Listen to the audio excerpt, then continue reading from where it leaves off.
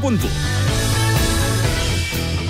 안녕하십니까. 배종찬의 시사본부 시작합니다. 여야가 당력을 총동원한 서울 강서구청장 보궐선거 본투표가 지금 현재 진행 중입니다.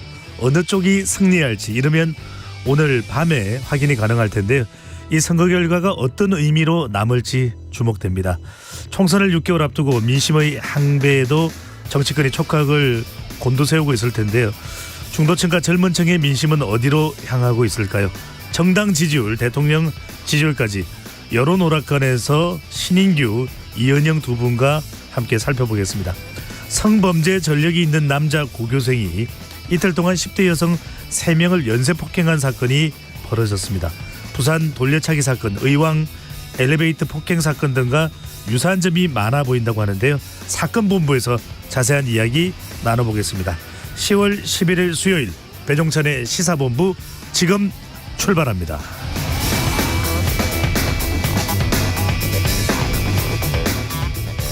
1부 마지막에 듣는 노래 디저트송 신청도 기다립니다. 오늘 듣고 싶은 노래 있으시면 문자 샵 9730으로 자유롭게 보내주시고요. 짧은 문자 50원, 긴 문자는 100원입니다. 선정되신 분께는 간식 쿠폰 보내드리니까요. 많은 참여 부탁드립니다. KBS 1라디오의 모든 프로그램은 유튜브에서도 함께할 수 있습니다. 구독, 좋아요, 댓글 많이 부탁드립니다.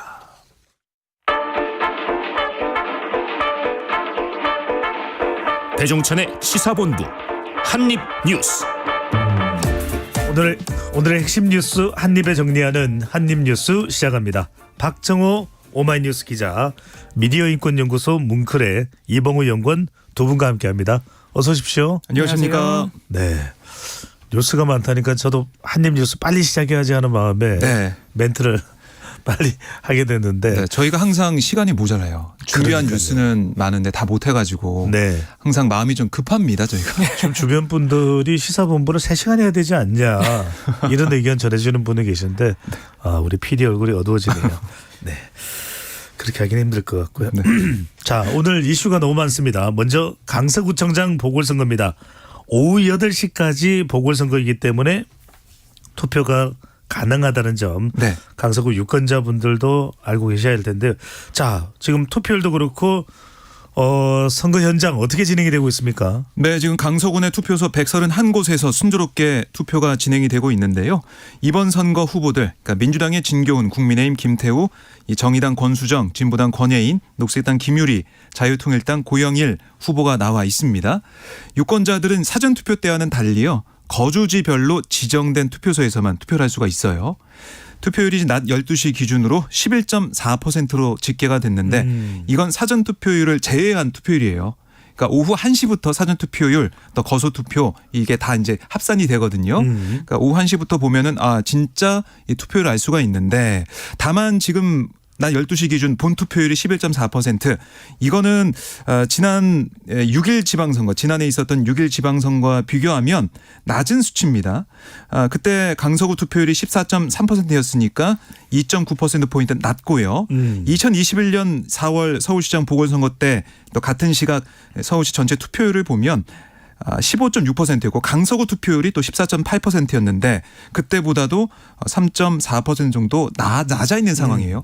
그러니까 생각보다 지금 투표율이 낮은 게 사전 투표율이 높아서 낮은 건지 아니면은 아침 기온이 좀 쌀쌀하기 때문에 오후에 투표를 가야지라고 해서 투표율이 오전에 좀 낮은 건지 좀 더 지켜봐야겠습니다. 현재 상황만 보면 아주 높지는 않은 상황입니다. 그러니까요. 네, 자, 이번 선거 내년 총선의 전초전으로 불리고 있는데요.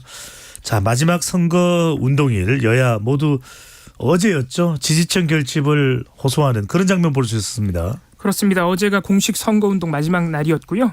사실 지금 국정감사가 진행 중인데 여야 모두 지도부가 총출동하면서 마지막 지원 유세에 나섰습니다. 국민의힘은 김기현 대표를 비롯해서 지도부가 강서구에 총출동했고요. 지역 발전론 그리고 대통령과 통하는 여당 후보 김기현 대표가 계속해서 대통령과의 한 라인을 강조하고 있기도 하죠. 이런 것들을 앞세워서 지지를 호소했습니다. 김기현 대표 어제 힘 있는 구청장이 당선되어야 한다. 말로 아무리 해봐야 여당이 아니면 힘있게 이를 해결할 수 없다고 강조를 했고요. 김태우 후보는 마지막 유세 현장에서 주거 환경이 낙후된 이 화곡동 일대를 국내 최대 도심 공동주택 복합사업 최종 후보지로 선정될 수 있도록 노력하겠다라고 공약을 했습니다. 사실 여당으로서는 지금 보궐선거 원인을 제공한 김태우 후보가 이 확정 판결 3개월 만에 사면 복권으로 지금 출마한 상황이라 부담감이 있거든요. 그래서 선거 결과에 따라서는 당 지도부는 물론이고 사실 대통령에게도 부담감이 갈 수 있기 때문에 이렇게 지도부까지 마지막 날까지 나서서 총력전을 펼치는 모습이었고요. 민주당 같은 경우는 원내 지도부가 출동을 했습니다. 정권 심판론, 지역 일꾼을 강조를 했고요. 홍익표 원내대표가 반드시 투표를 통해서 제대로 된 강서 일꾼 5만 원 권력을 심판하고 정치를 바로잡는 그런 선거가 되기를 바란다고 밝혔습니다. 진교훈 후보 마지막 날 공약 들어보면요. 마곡 개발을 최종적으로 성공을 시키고 또 고도 제한 완화 가능성을 열어젖힌 것이 지금까지의 이 민주당 지자체장들이었기 때문에 계속해서 그렇게 일해온 민주당 후보를 지지해달라고 호소를 했습니다. 사실 민주당 같은 경우에도 이번 선거 결과에 따라서 지금 계속 수사를 받고 있는 이재명 대표 리더십의 위기가 올 수 있기 때문에 역시 민주당도 지금 초미의 관심사고요. 정의당 권수정 후보, 진보당 권혜인 후보 등 다른 정당 후보들도 거대 여야의 정쟁만 반복되고 있기 때문에 이번에만큼은 다른 정당 후보들을 지지해달라. 특히 전세 사기 피해나 소수자 공약, 기후 위기 대응 같은 이 거대 여야가 주목하지 않는 이슈들에 대해서 공약을 내면서 마지막까지 지지를 호소했습니다. 네, 어제 뭐 여야 집중 유세를 보니까 특히 투표 호소하는, 투표 독려하는 메시지가 귀에 좀 많이 들어왔는데요. 김기현 대표가 하는 얘기가 한 표가 부족하다. 손에 손을 잡고 투표장에 가서 투표해달라. 라고 호소하는 모습 인상적이었고, 그리고 이제 민주당에서도 어제 집중 유세할 때 계속 투표 호소를 하던데 눈에 띄었던 게 바로 이제 박찬대 최고위원이 모자를 쓰고 왔더라고요. 어떤 의미입니까? 네, 새 표가 모자란다. 한 뜻의 모자를 쓰면서 네. 표가 모자란다라고 했는데 저는 그 순간 또 배종찬 소장의 또 네. 모습도 떠올랐습니다. 전국이 시사 본부화되고 있네요. 네. 알겠습니다. 여하튼 오늘 결과는 대체적으로 11시 정도 되면 11시 정도 되면 윤곽이 드러난다고 하니까요. 관련된 소식도 KBS 1라디오 그리고 KBS TV와 함께 해 주시면 좋겠습니다. 자, 큰일입니다. 어딜까요? 이스라엘입니다. 팔레스타인 무장정파 하마스의 기습 공격으로 이스라엘에서 지금 무력 충돌이 발생한 지 닷새가 흘러가고 있는데 우리 교민들 항공편을 통해서 무사히 그래도 귀국을 했다고요. 네, 이스라엘에 단기 체류하고 있던 192명이 탑승한 이스라엘 텔아비브발 인천행 귀국편이 오늘 오전에 6시 8분에 인천국제공항에 도착을 했어요. 그러니까 입국장에 이른 시간부터 가족을 마중 나온 가족 친지들로 북적였는데 공항에 도착한 이 단체 이 단기 체류 승객들 얘기를 들어보니까 다행히 이 승객들은 경계 경보가 발령된 지역과는 좀 멀리 떨어져 있어가지고 뭐 크게 문제될 만한 상황이 없었다. 일상생활을 하는 분위기였다 이렇게 얘기를 하더라고요. 다만 군인들과 탱크가 많이 지나다니는 모습 때문에 많이 또 긴장도 했다라고 얘기를 하고 있습니다. 단기 체류 이 교민들 국민들 들어오고 있고 앞으로도 몇 차례 언제 들어올지는 잘 몰라요. 근데 어쨌든 안전이 제일 중요하다는 말씀을 다시 한번 드리고요. 외교부도 이 오늘 입국한 국민 외에도 남은 단기 체류자들에 대해서 항공편과 육로를 통해 출국을 안내하고 있다라고 설명을 했고 현재까지 한국 여행객이나 교민 피해가 접수된 것은 없다라고도 설명을 했습니다. 박진 외교부 장관이 어제 외교부 국정감사에 나왔는데 이스라엘에 있는 우리 국민들 안전하다 이 얘기를 하면서 또 가자 지구에 우리 교민들도 있어요. 소수긴 하지만 있는데 다행히 또 우리 교민들의 안전도 문제가 없다 이렇게 설명을 했습니다. 오늘 오후에 윤석열 대통령이 긴급 이 안보 점검회를 여는데요. 경제와 안보를 점검하는 회의인데 이스라엘 이 팔레스타인 사태에 대비한 우리 정부의 대책이 어떻게 나올지 좀 지켜봐야겠습니다. 지금 상당히 큰 우려가 되고 있습니다. 중동 분쟁인데요. 사망자 수가 지금 2,100명을 넘어섰다. 그러니까 사상자 수는 더 많은 수천 명이 되는데 자, 이스라엘이 가자지구 지상작전이 임박했다. 관측이 나오고 있네요. 그렇습니다. 지금 양측의 공습 공습과 교전이 계속 이어지는 와중인데 이스라엘이 가자지구 인근 자국민에게 대피령을 내리면서 사실상 지상 작전이 임박했다는 외신 보도가 나오고 있습니다. 사실 하마스가 이스라엘 민간인 포로들의 처형을 하겠다고 협박을 한 상황이어서 어떻게 나올지 이스라엘이 어떻게 결정을 할지 주목이 됐었는데 그런 협박에도 불구하고 가자지구 점령 그리고 하마스 멸절이 불가피하다는 입장을 이스라엘 당국은 결국 유지한 것으로 보이고요. 이 영국 언론 보도에 따르면 이스라엘이 가자 인근 지역 자국민들에게 대피를 준비하고 72시간 동안 필요한 음식과 물, 다른 물자들을 충분히 마련하라고 알렸다고 지금 보도가 나오고 있기 때문에 가자지구 인근의 자국민들을 완전하게 대피시킨 후에 지상군을 투입할 가능성이 높아지고 있고요. 미국의 일간지인 월스트리트 저널에 따르면 이스라엘군이 가자지구로의 지상 작전에 앞서서 이미 30만 명의 예비역 들을 소집하고 있기 때문에 역시 이것도 지상군 투입이 임박한 신호로 읽히고 있습니다. 지금 가장 강력한 이 지상군 투입의 신호로 읽히는 부분은 가자지구와 이스라엘의 경계를 따라 뻗어 있는 이스라엘의 232번 고속도로입니다. 232번 고속도로가 지금 거의 새로운 전선으로 형성이 됐다고 영국 언론이 보도를 했고요. 이 도로를 둘러싼 지역들에서 계속해서 대포 소리가 들리고 있고 특히 이스라엘 탱크 군용 헬리콥터가 계속해서 지나다니고 있기 때문에 가자지구로의 곧바로 지상군 투입이 사실상 가능한 상황까지 왔다고 영국에서는 보도를 하고 있습니다. 심지어는 영국 언론에 따르면 이스라엘 당국은 지금 하마스 지도부에 대한 암살 작전까지 준비를 하고 있다는 보도까지 나온 상황이고요. 말씀하신 대로 이스라엘에서 사망자가 1,200여 명, 가자지구에서 사망자가 800여 명이 넘어서면서 총 2,100명 정도의 사망자가 이미 추정되고 있고 추가적인 사망자가 예상되는 가운데 지상군 투입도 우려되는 부분이지만 외신에 따르면 지금 시리아도 어제 이스라엘에 박격포 공격을 가해서 또 이스라엘이 여기에도 대응 포격을 했다 그래요. 그래서 시리아, 레바논 등 이 다른 나라들과의 확전도 우려가 되는 상황이라 계속해서 이 중동에서 5번째 전쟁이 펼쳐지는 것 아니냐 이런 가능성은 배제할 수 없는 상황이 되고 있습니다. 지금 레바논에다가 시리아에다가 예. 또 예전에 과거 이스라엘과 중동 전쟁을 치렀던 이집트가 이스라엘 남부에 위치하고 있거든요. 이것도 어떻게 될지 상당히 또 우려가 되고 있습니다. 네, 결국 근데 지상 작전을 펼치게 된다면 지상군이 가자지구로 들어가게 된다면 정말 많은 피해가 예상이 됩니다. 가자지구가 서울 크게 절반보다 조금 큰 지역에 지금 230만 명의 이 주민들이 있거든요. 지금 물도 끊겼죠, 전기도 끊겼죠, 연료도 지금 바닥이 나 있는 상황에서 이렇게 좀 밀고 들어가는 이런 모습. 이게 인구 밀도가 높기 때문에 고층 빌딩에다가 이 주민들, 그러니까 하마스 대원들과 분리해 있으라라고 이스라엘에서는 이 가자지구 주민들한테 얘기를 하고 있다고 하는데 분리가 되게 어렵다고 해요. 이 자체가 너무나 밀집되어 있기 때문에 그걸 어떻게 분리해서 일반 주민들과 하마스 대원들을 구분할 것이냐 이런 문제도 있는 것이고 그래서 대규모 인명피해가 우려가 되고 있기 때문에 조 바이든 미국 대통령도 이 이스라엘 사태에 관련해서 연설하는 과정에 어떤 얘기를 했냐면 이스라엘의 반격권 인정한다. 하지만 민간인에 대한 공격을 금지한 전시국제법도 강조한다. 이렇게 얘기를 했단 말이에요.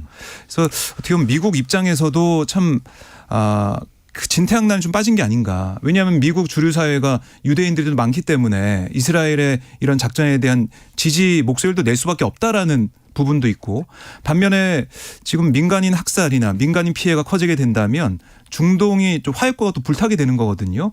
이란을 비롯한 이 아랍권이 반미 정서 그리고 반이스라엘 정서가 커지게 되면 전쟁까지 가게 되면 미국 입장에서는 사실 중동을 이제 평화롭게 이스라엘과 사우디가 손을 잡게 해서 중동 나름대로 평화를 유지하게 하고 중국에 집중하려고 했는데 그런 또 전략도 어그러지는 거예요. 그래서 여러모로 미국도 참 골치 아픈 상황입니다. 이스라엘 하마스와 관련한 소식은 들어오는 대로 더 구체적으로 시사본부에서 전해드리겠습니다. 이란 배후설 이야기도 나오고 있고 경제에 미치는 영향 정말 점점 더 확대되고 있는 상황입니다. 이번에는 국정원으로 가봅니다. 국정원이 선거 하루 전인 어제였죠. 중앙선거관리위원회 내부망에 해킹이 가능해서 개표 결과도 조작이 가능하다는 충격적인 조사 결과를 내놨네요. 네, 국정원이 지난 7월부터 9월까지 합동 보안 점검을 해봤더니 선관위의 사이버 보안 관리가 전반적으로 부실하다 이런 결론을 내린 겁니다. 그러니까 해킹으로는 사전 투표한 인원을 투표하지 않은 사람으로 표시하거나 또 존재하지 않는 유령 유권자를 정상적인 유권자처럼 둔갑시키는 것도 가능했고 사전 투표 용지에 날인되는 선관위 도장도 선관위 내부 시스템에 침투해서 훔칠 수 있었다. 이게 어제 국정원의 발표 내용입니다. 개표 시스템 역시 보안 관리가 미흡해서 해커가 개표 결과를 손쉽게 바꿀 수 있다. 이렇게도 강조를 했거든요. 물론 국정원은 북한의 직접 해킹 사례는 확인되지 않았다. 이렇게 얘기하면서도 조사 기간 등의 문제 때문에 전체 장비 가운데 5%만 점검한 결과다. 그래서 뭐 정확히 이것도 알 수가 없다. 이런 취지의 얘기까지 했어요. 그런데 이 국정원의 발표만 놓고 보면 큰일 났습니다. 이거 뭐 해킹 되면은 우리 선거 투표 이게 다 어그러지는 거 아니겠습니까? 그런데 선관위는 또 어떻게 곧바로 반박을 했냐면 이 국정원 발표 내용은 다수의 내부 조력자가 조직적으로 가담하지 않고서는 사실상 불가능한 시나리오다. 그러니까 부정선거 방지를 위한 법적 제도적 통제 장치 등을 배제한 상태에서 선관위가 운영 중인 그러니까 시스템 그 장비를 대상으로 순수하게 기술적인 내용에 한해서만 실시한 점검 결과다. 그러니까 비현실적인 그런 내용이라는 거예요. 그러니까 일어나기 어려운 거라는 거고요. 그러니까 실제 선거에서 보면 순수한 뭐 선관위의 내부망, 뭐 보안 시스템, PC 같은 하드웨어에 뭐 그것만 볼 수 있는 게 아니라 참관인이나 투표관리관, 개표 유관 검사, 수개표 검토, 투표 전용 드라이버, 뭐 프로그램 이런 추가적인 절차와 장치 인력이 추가가 되는데 그걸 모두 배제하고 이런 결과 내놨기 때문에 현실성이 없다는 거예요. 그래서 이렇게 국정원의 발표가 나오다 보니까 이러다가 국민들이 투표에 대해서 선거에 대해서 불신 가지면 어떡하냐. 오히려 선관위가 이렇게 우려를 하고 있더라고요. 그래서 이런 문제들 이 기술적으로 보면은 문제가 있고 보완해야 되는 건 맞지만 과연 이게 현실 가능성이 없다라고 선관위는 얘기하고 있는데 이런 얘기도 좀 함께 해주면서 국민들의 불안감을 잠재워야지 이걸 있는 그대로 내놓고 이렇게 발표하게 되면 국민들 입장에서는 아니 우리가 투표 하나 많아 뭐 이거 문제되는 거 아니야 이렇게 또 생각할 수가 있단 말이죠. 알겠습니다. 여러모로 걱정이 되는 상황입니다. 확대해서는 곤란하겠지만 또 기술적인 결함이 있다면 그건 또 보완이 돼야 될 것으로 보이고요. 자, 그러다 보니 국민의힘에서는 국정원 발표를 근거로 전자개표해서는 안 된다. 수개표를 해야 된다는 주장이 나오네요. 그렇습니다. 지금 국정원의 어제 발표 이후에 여당에서는 이러한 해킹 위험을 방치한 민주당과 문재인 정부에 대해서 단죄를 해야 된다는 주장까지 나오고 있고 어제 같은 경우에는 내일로 예정된 강서구청장 보궐선거부터 수개표를 해야 좌파든 우파든 모든 국민들이 결과에 승복할 수 있다라는 얘기까지 국민의힘에서 나온 상황이고요. 특히 여의도 연구원장인 박수영 국민의힘 의원이 SNS에 과거 투표도 그러했는지는 아직까지는 알 수 없지만 앞으로의 투표에서 개선이 없다면 옛날처럼 수개표를 해야 할지도 모른다. 그러니까 지금 투표 현장, 개표 현장에서 쓰고 있는 투표지 분류기와 같은 자동 기계 장치를 쓰지 말자는 얘기인데 이에 대해서도 선관위가 강하게 반박을 했습니다. 설사 해킹이 된다고 하더라도 투표 현장에서는 수개표로 다 확인을 하고 있고 수많은 투표 참관인들도 있고 투표 관리관도 있기 때문에 사전 투표와 본 투표에서 모두 조작이 발생할 가능성은 없다. 투표지 분류기로 집계에 도움을 받은 다음 분류가 되면 그걸 또 점검하는 절차도 있고 실제 시험을 해봐도 오히려 수개표로 하는 게 더 실수가 많이 나온다고 반박을 했습니다. 네, 실제로 또 수개표 과정도 거치는 것이니까요. 그렇습니다. 자, 이 시각 교통정보 듣고 한입뉴스 이어가겠습니다. 이승미 리포터. 네, 이 시각 교통정보입니다. 경인고속도로 인천 방향으로 부평에서 화물차와 승용차가 부딪히는 사고가 났습니다. 인천 요금소부터 3km 구간 이 사고 여파로 어렵습니다. 수도권 제일순환고속도로는 일산에서 판교 방향으로 김포에서 노오지 분기점 사이 1차로에 낙하물이 있어서 앞을 잘 살펴서 지나셔야겠고요. 2프로는 개항에서 송내까지 정체고요. 판교 지나 구리 방향으로 광암터널에서 강일까지는 고장난 차 여파로 밀리고 있습니다. 경부고속도로 부산 방향으로 반포에서 서초까지나 오산에서 남사까지 밀리고 있고요. 충청권 옥천 4터널에서 영동 2터널 부근까지는 작업 여파로 밀리고 있습니다.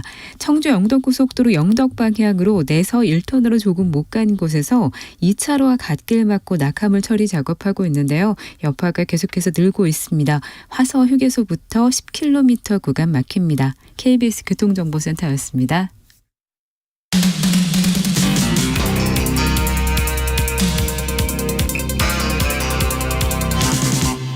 배종찬의 시사본부. 박정호 기자, 이봉우 연구원과 함께 한입뉴스 이어가겠습니다. 이번엔 국정감사장으로 가봅니다. 국토교통부 국정감사 상당히 뜨거운 장면이 전개되고 있는데 서울 양평고속도로 논란입니다. 논란이 된 대한노선의 교통량 증가 폭을 놓고 공방이 벌어지고 있는데 일단 대한노선의 교통량 증가폭 이건 어떤 의미이고 어떤 게 지금 공방이 이루어지고 있나요? 네, 저희가 지난번에 전해드렸죠. 국토부가 이 양평군 강상면을 종점으로 하는 대한노선이 양평군 양서면을 종점으로 하는 원안, 그러니까 이게 이제 예비타당성 조사 통과한 노선인데 이것보다 경제성이 더 괜찮다, 더 낫다라고 밝히면서 그 근거로 이 대안 종점 변경안이 원안보다 6,078대 그러니까 22.5%나 많은 33,113대의 교통량을 하루에 소화할 수 있다라고 국감 직전에 발표를 했어요. 그런데 여기에 대해서 민주당이 강하게 반박을 하면서 지적을 하고 나온 것인데 이소영 민주당 의원이 이렇게 얘기를 했습니다. 아니 원안과 대안의 종점이 차로 4분 7km 떨어진 곳에 있는데 원안 종점일 때 이 고속도로를 안 타는 6,000대의 이 차량이 종점을 4분 거리로 옮기면 탄다는 게 납득이 되냐. 이렇게 주장을 한 거고요. 그러니까 한국개발연구원 KDI의 분석 결과 인구 25만 명인 3기 신도시가 서울 양평고속도로에 유발하는 수요가 하루 1,000대에 불과하다고 나오는데 어떻게 인구 12만 명의 양평군의 고속도로 종점 변경이 6,000대나 교통량을 증가시킬 수 있냐. 이게 상식적으로 이해가 안 된다. 그러니까 이소영 의원이 이런 얘기도 했어요. 양평에 3기 신도시라도 생겼냐. 이렇게 꼬집기도 했는데 그랬더니 원희룡 국토부 장관은 어떻게 대답을 했냐면 도로 통행에 관한 전문적 분석 경험을 가진 분들이 답변하는 게 책임 있는 답변일 거다. 그러니까 이 전문가들이 답변하는 게 낫다라고 얘기를 했어요. 네. 그러면서 장관은 전문 지식이나 시뮬레이션을 직접 담당하는 게 아니라 신뢰성을 감독하는 자리다. 그러니까 분석값을 제시한 분이 증인을 채택돼 있다. 이렇게 즉답을 피했는데 그러다 보니까 이소영 의원이 다시 여기는 맞받아치면서 아니 일타 강사라고 하지 않으셨습니까? 이렇게 되물어 본 겁니다. 네.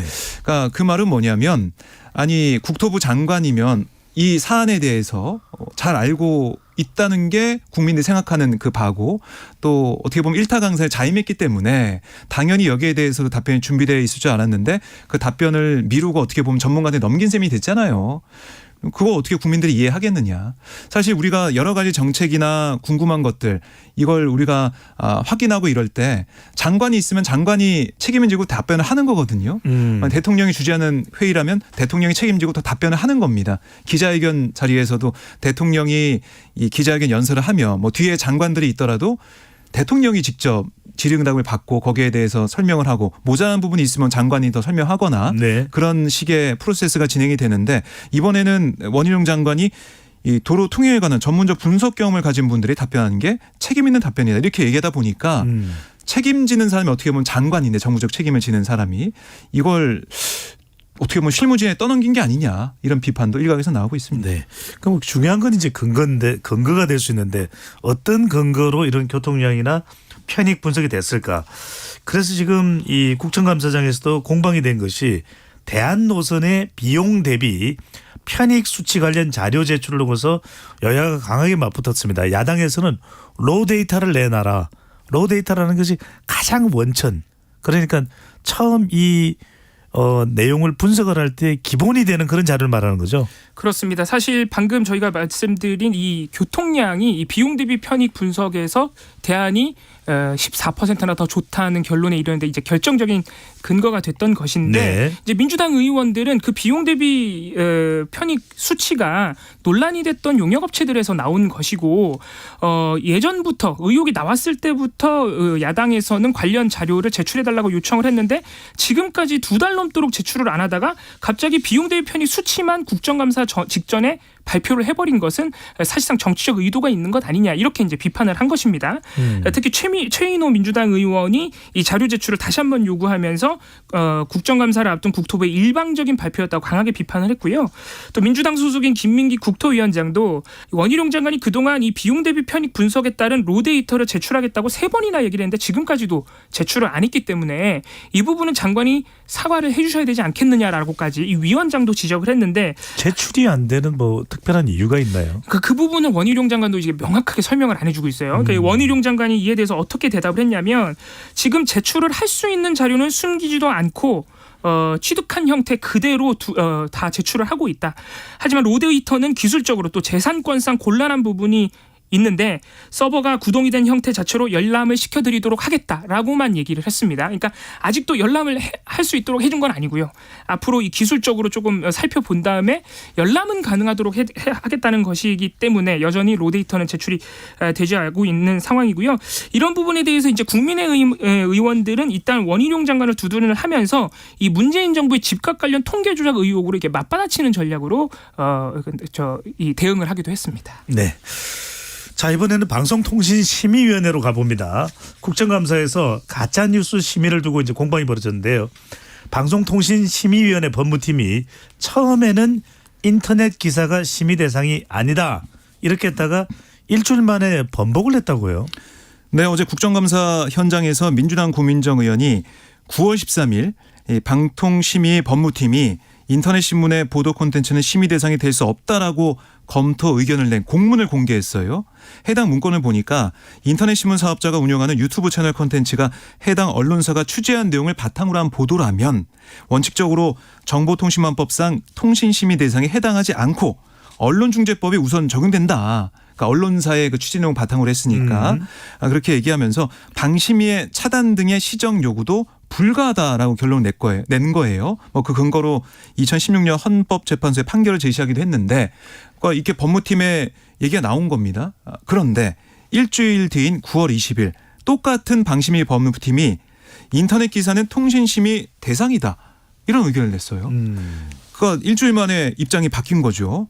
그리고 이런 법무팀의 입장이 나오니까 곧바로 류일임 방송통신심의위원회 위원장이 인터넷 신문 기사와 영상도 가짜뉴스 심의 대상이다라고 선언을 했어요. 그러니까 원래는 이게 심의 대상 아니라고 했다가 일주일 만에 법무팀의 의견이 바뀌고 류일임 위원장의 선언까지 나오게 되니까 결국 류일임 위원장의 입김이 작용한 게 아니냐, 외압이 있었던 게 아니냐 이런 의혹이 제기가 된 겁니다. 여기에 대해서 류일임 위원장 어떻게 답변을 했냐면 법원 판결도 1심과 2심 다르지 않느냐. 그래서 2번 법적 검토를 거친 거다. 또 법무팀의 변호사가 2명이라서 2가지 의견이 나온 거고 인터넷 언론의 영향력이 갈수록 커지고 있는 만큼 좀 더 적극적으로 우리가 심의 대상을 삼아야 되지 않겠느냐라는 제 의견에 따라서 자신의 의견에 따라서 2번째 의견을 채택한 거다 이렇게 답변했는데 이 자신의 이 류일임 위원장의 입장이 들어갔다 이거 인정한 셈이 됐고요. 그런데 이런 이 류일임 위원장의 입장에 대해서 방송통신심의위원회 실무진은 또 다른 얘기를 했어요. 뭐라고 했냐면 어제 현장에 나왔던 탁동산 방통심의 확산방치 팀장 어떻게 얘기했냐면 사람이 바뀌고 위원장이 바뀐다고 해서 그동안 심의하지 않았던 기준과 원칙들이 바뀌는 거 옳지 않다. 이렇게 류일임 위원장 면전에서 반박을 했거든요. 아니면 그 방송통신심의위원회 내부에서도 정리가 안 된 듯한 인상을 받게 되네요. 그렇습니다. 팀장급들은 계속해서 반대를 하고 있고 이게 아까 이제 법무팀의 첫 번째 그 심의 내용처럼 인터넷 신문 보도 콘텐츠 심의 대상 될 수 없다 이런 의견도 있고 또 하나는 인터넷 언론사의 이런 것들 다 심의하게 된다면 이거 물리적으로도 인원 인력적으로도 우리가 안 된다 여력이 이걸 할 수가 없다 이런 얘기까지 나오고 있습니다. 네. 자, 문화체육관광부 국정감사도 살펴볼까요? 가짜뉴스가 화두였는데 유인천 장관에게는 가짜뉴스 관련해서 어떤 얘기가 오고 갔나요? 그렇습니다. 이 문화체육관광부 국정감사에서도 이 가짜뉴스가 최대 쟁점이 된 것인데요. 특히 민주당 의원들이 이 문화체육관광부마저 정부의 가짜뉴스 때리기에 가담하고 있는 부분을 강하게 비판을 했습니다. 실제로 이 문화체육관광부가 이 김만배 인터뷰 논란 이후에 문체부가 관할하고 있는 신문법과 언론중재법을 통해서 이 김만배 인터뷰와 같은 가짜뉴스를 보도한 언론사에 대해서 신문 등록 취소까지 가능하다라는 입장을 낸 바 있기 때문에 이게 과연 가능한지도 문제지만 문화체육관광부가 이렇게 언론 탄압에 나서는 것은 부적절하다는 게 어제 민주당 의원들의 지적이었고요. 특히 민주당 이모경 의원 같은 경우에는 지금 문체부가 근절한다는 가짜뉴스 기준이 사실상 윤석열 대통령과 김건희 여사가 싫어하는 뉴스 아니냐. 지금 그런 오해를 받고 있다라고 강하게 비판을 했는데요. 이에 대해서 유인촌 장관은 이렇게 설명을 했습니다. 일단 문화체육관광부가 언론진흥재단에 설치한 가짜뉴스 신고 상담센터가 또 있거든요. 이게 방통심의에만 있는 게 아니고 지금 언론진흥재단에 또 있는 겁니다. 사실 사실 만들 때부터 한국언론진흥재단은 언론인을 교육하고 이 지역 언론이나 이 작은 언론사에 대한 말 그대로 지능 사업을 하는 데인데 이 가짜뉴스 신고센터 좀 안 어울리지 않느냐 이런 지적이 이제 어제도 나온 거예요. 이에 대해서 유인촌 장관이 가짜뉴스 TF를 설치한 것은 무언가를 횡사하기 위해서가 아니라 구제 절차를 상담해주기 위한 것이고 만약에 여기서 해결이 잘 안 되면 언론중재위원회로 옮겨서 구제받도록 노력을 하겠다. 만약 절차상 문제가 있다면 다시 생각해보겠다고 얘기를 했습니다. 그래서 사실상 언론중재위원회와의 기능 중복을 유인촌 장관이 또 어느 정도 인정했다는 평가도 나오는데 유인촌 장관은 그러면서도 대통령이 싫어하면 가짜뉴스라는 건 있을 수 없는 일이라고 또 반박을 하기도 했습니다. 또 유인촌 장관은 이 국민의힘 의원들이 가짜뉴스 확산주법이 포털이라고 지적을 하자 포털에 대한 사회적 책임을 강화해야 된다. 포털은 지금 사실상 언론의 역할을 하고 있기 때문에 요즘 환경에 맞춘 법으로 재정비하겠다라고 하면서 이 포털 규제 강화에도 문화체육관광부가 나설 의지를 밝히기도 했습니다. 그렇군요. 가짜 뉴스가 상당히 정치권에서 큰 이슈가 되고 있습니다. 자, 이번에는 교육부로 가보는데 국정감사 내용은 아닙니다. 그런데 중요한 내용입니다. 2028년 대학 입시 제도 개편 시한을 어제 이주호 교육부총리가 발표를 했는데 선택 과목을 모두 없애고 2028년 수능부터입니다. 모두 같은 공통 과목을 응시하는 방안이라고 하는데 이게 대학 입시 제도가 우리가 들어도 잘 모르는 경우가 많은데 명쾌하게 좀 정리를 해 주시죠. 네, 지금 보면은 대입 제도 이걸 봤을 때 이 학년별 유불리가 있다. 뭐 고교 내신에서도 여러 가지 문제가 있다. 또 수능 선택 과목 때문에 문과 이과 유불리 같은 문제가 있다. 이런 얘기가 계속 나왔어요. 그래서 교육부가 개선 방안을 내놓게 된 건데요. 올해 중학교 2학년 학생들이 치르는 2028학년도 대학 수학 능력 시험에서는 국어와 수학, 탐구 영역 선택 과목이 없어지는 거예요. 그러니까 지금 보면은 현재 국어와 수학은 공통 플러스 선택 과목 체제고 사회 탐구, 과학 탐구, 직업 탐구 역시 최대 2과목을 선택해서 치를 수가 있어요. 그러니까 학생들이 적성에 맞게 과목을 골라 공부하라라는 취지인데 뭐 유불리 논란이 있다 보니까 안 되겠다. 안정성을 먼저 확보하는 게 중요하다라고 해서 뭐 지금 학생들이 이 자신의 적성과는 달리 점수를 많이 얻을 수 있는 과목에 지원하기 때문에 그게 어떻게 보면 어떻게 폐해가 크다. 그래서 그걸 없애고 안정성을 기하기 위해서 국어, 수학, 탐구 영역 선택 과목이 사라지게 되는 겁니다. 그러니까 모든 수험생이 똑같은 시험지를 받아보게 되는 것이고 그다음에 또 하나 변경되는 부분이 그러니까 이 학생들 올해 중학교 2학년 학생들이 고등학교에 진학하는 2025학년도부터는 고교 내신 평가 체제가 기존 9등급에서 5등급 상대평가로 바뀌어요. 지금까지는 어떻게 보면은 2025년부터는 고교 1, 2, 3학년 전 과목에 5등급 상대평가가 적용되면서 지금은 1학년이 주로 배우는 공통 과목은 9등급 상대평가하고 2, 3학년이 주로 배우는 선택 과목은 5등급 절대평가를 한다고 밝혀왔는데 이게 지금 달라지는 겁니다. 그런데 이렇게 되면 사실은 상대평가를 하게 되면 다 바로 생각나는 게 줄 세우기 아니겠습니까? 사교육이 강화될 거다. 사교육이 더 뜨거워질 거다. 이렇게 얘기가 나오고 있는데 그래서 뭐 강남권 이 학원에서는 학원가에서는 뭐 바로 설명해 열겠다. 그래서 어떻게 바뀌는지 설명해서 어떻게 보면 학원에 많은 사람들 또 오게 하겠다 이런 계획인 것 같아요. 그러니까 사교육 문제는 또 어떻게 할 것이냐 여러 가지 또 부작용 이것도 우려되는 상황입니다. 알겠습니다. 입시 관련해서는 우리가 한번 시간을 언제 내서 더 구체적으로 전문가와 함께 이야기 나눠보겠습니다. 박정우 기자, 이봉우 연구원과 함께 한입뉴스 들어봤습니다. 두 분 고맙습니다. 고맙습니다. 감사합니다. 네, 자 오늘 디저트 송도 말씀드리고요. 자 문자 많은 분들이 보내주고 계십니다. 9193님께서 시사 푸바오 판다곰이죠. 배종찬 소장이 판다 닮았다는 이야기들 많이 하시네요. 배종찬의 시사본부 청취율 1등 가봅시다. 가자. 맞습니다. 오늘부터 청취율 조사 기간이니까요. 라디오 어쩌고 하면서 2로 시작되는 전화인가요? 02 뭐 2 이렇게 오면 그냥 뭐 KBS 시사본부 KBS 배종찬 시사본부 이렇게 하여튼 이야기를 해 주시면 좋겠습니다. 자, 저희 시사본부는 유난 떨지 않고 늘 하던 대로 무소의 불처럼 가겠습니다. 뚜벅뚜벅요. 모바일 간식 쿠폰은 좀 더 드리도록 하고요. 자, 오늘 디저트송은 0789님이 신청하신 곡입니다. 자, 프로듀스 101의 나야 나 들으시고 2부로 돌아오겠습니다.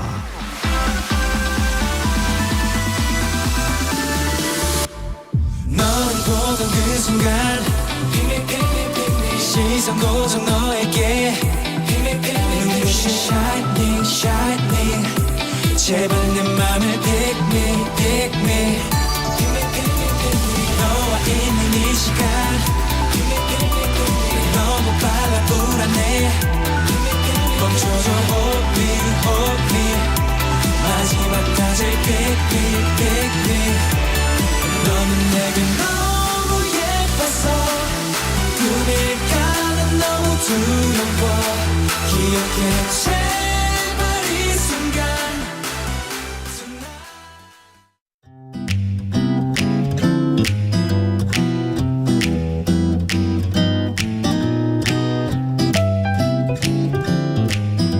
안녕하세요. 바른말 고운말입니다. 우리말 속담에 인경 꼭지가 말랑말랑하거든 이란 게 있습니다. 여기서 인경은 조선시대의 통행 금지를 알리거나 해제하기 위해서 치던 종 또는 절에서 시각을 정해놓고 치는 종을 가리킵니다. 그래서 이 속담은 인경 꼭지가 말랑말랑해지는지 만져보라는 뜻인데요. 새로 만든 종이 말랑말랑해질 수는 없는 거잖아요. 그러니까 영영 될 수 없거나 도저히 가능하지 않은 상황을 비유하고 있습니다. 속담에 나왔던 말랑말랑하다는 여러분도 잘 아시는 것처럼 매우 또는 여기저기가 야들야들하게 보드랍고 무르다를 뜻하는 형용사입니다. 우리 고유어 형용사 가운데 말랑말랑하다란 뜻을 포함하는 것은 여러 있습니다. 혹시 만일만일하다라는 표현 들어보셨나요? 이 말은 음식이 씹어먹기에 알맞도록 부드럽고 말랑말랑하다라는 뜻입니다. 그리고 녹실녹실하다는 질기거나 차진 물체가 매우 무르고 말랑말랑하다라는 뜻으로 갓 해온 인절미가 녹실녹실해서 맛이 있다 이렇게 쓸 수 있습니다. 또 말씬말씬하다는 잘 익거나 물러서 여기저기가 매우 연하고 말랑말랑하다라는 뜻입니다. 소쿠리 속에는 말씬말씬하게 쪄낸 고구마가 들어있었다. 이런 표현도 만나볼 수 있습니다. 바른말 고운말 아나운서 변희영이었습니다.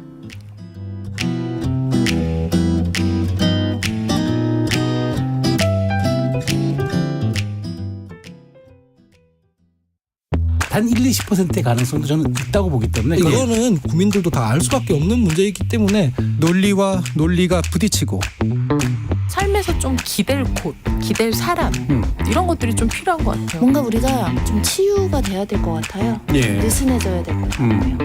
이성과 감정이 만나는 곳 KBS 열린 토론 평일 저녁 7시 20분 정준이와 함께합니다.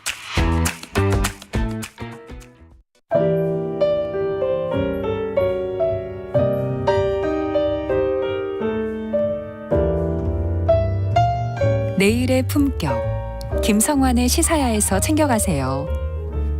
하루를 마무리하는 시간 꺼내보는 당신의 지식 창고 KBS 1라디오 김성환의 시사야 평일 밤 10시 5분 여러분을 찾아갑니다.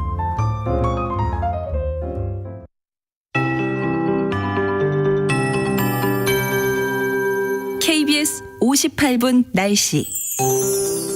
가을이 깊어가면서 치악산과 한라산도 단풍으로 물들기 시작했습니다.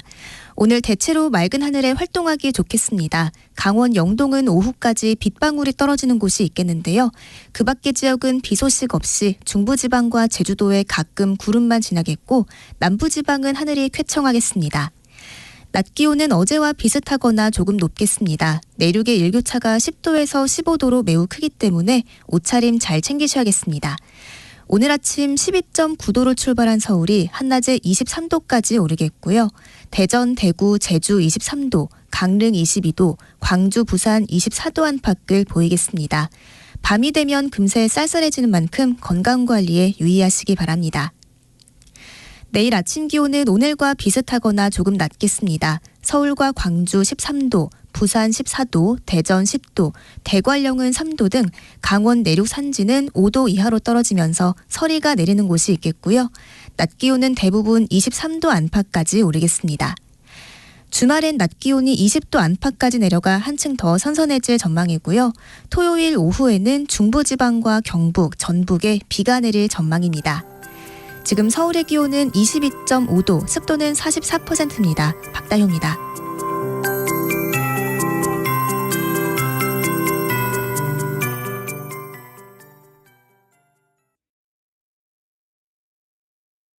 정성을 다하는 국민의 방송 KBS가 한시를 알려드립니다. AM 711kHz, FM 97.3MHz, KBS 1라디오입니다. HLKA.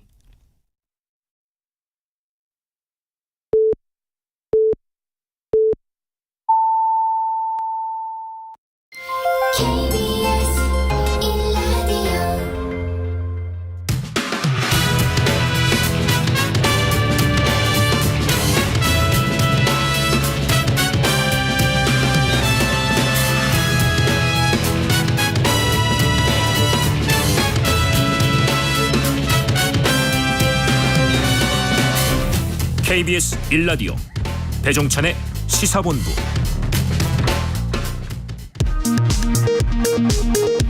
이 시각 라디오 정보센터 뉴스입니다. 이스라엘과 팔레스타인 무장정파 하마스의 전쟁이 갈수록 격화되면서 사망자가 2,100명을 넘어섰습니다. 현지 체류 한국인 중 192명은 오늘 새벽 귀국했습니다.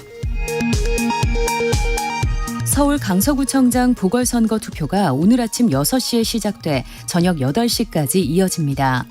당선자 윤곽은 이르면 오늘 밤 11시쯤 드러날 것으로 예상됩니다. 윤석열 대통령이 오늘 신원식 국방부 장관과 유인촌 문화체육관광부 장관에게 임명장을 수여했습니다. 김행 여성가족부 장관 후보자는 국회 인사청문회 파행 사태 속에 임명 여부가 여전히 불투명합니다. 서울대병원 노조와 경북대병원 노조가 의료 공공성 강화와 인력 확충 등을 요구하며 오늘부터 무기한 파업에 들어갔습니다. 지금까지 라디오 정보센터 조진주였습니다.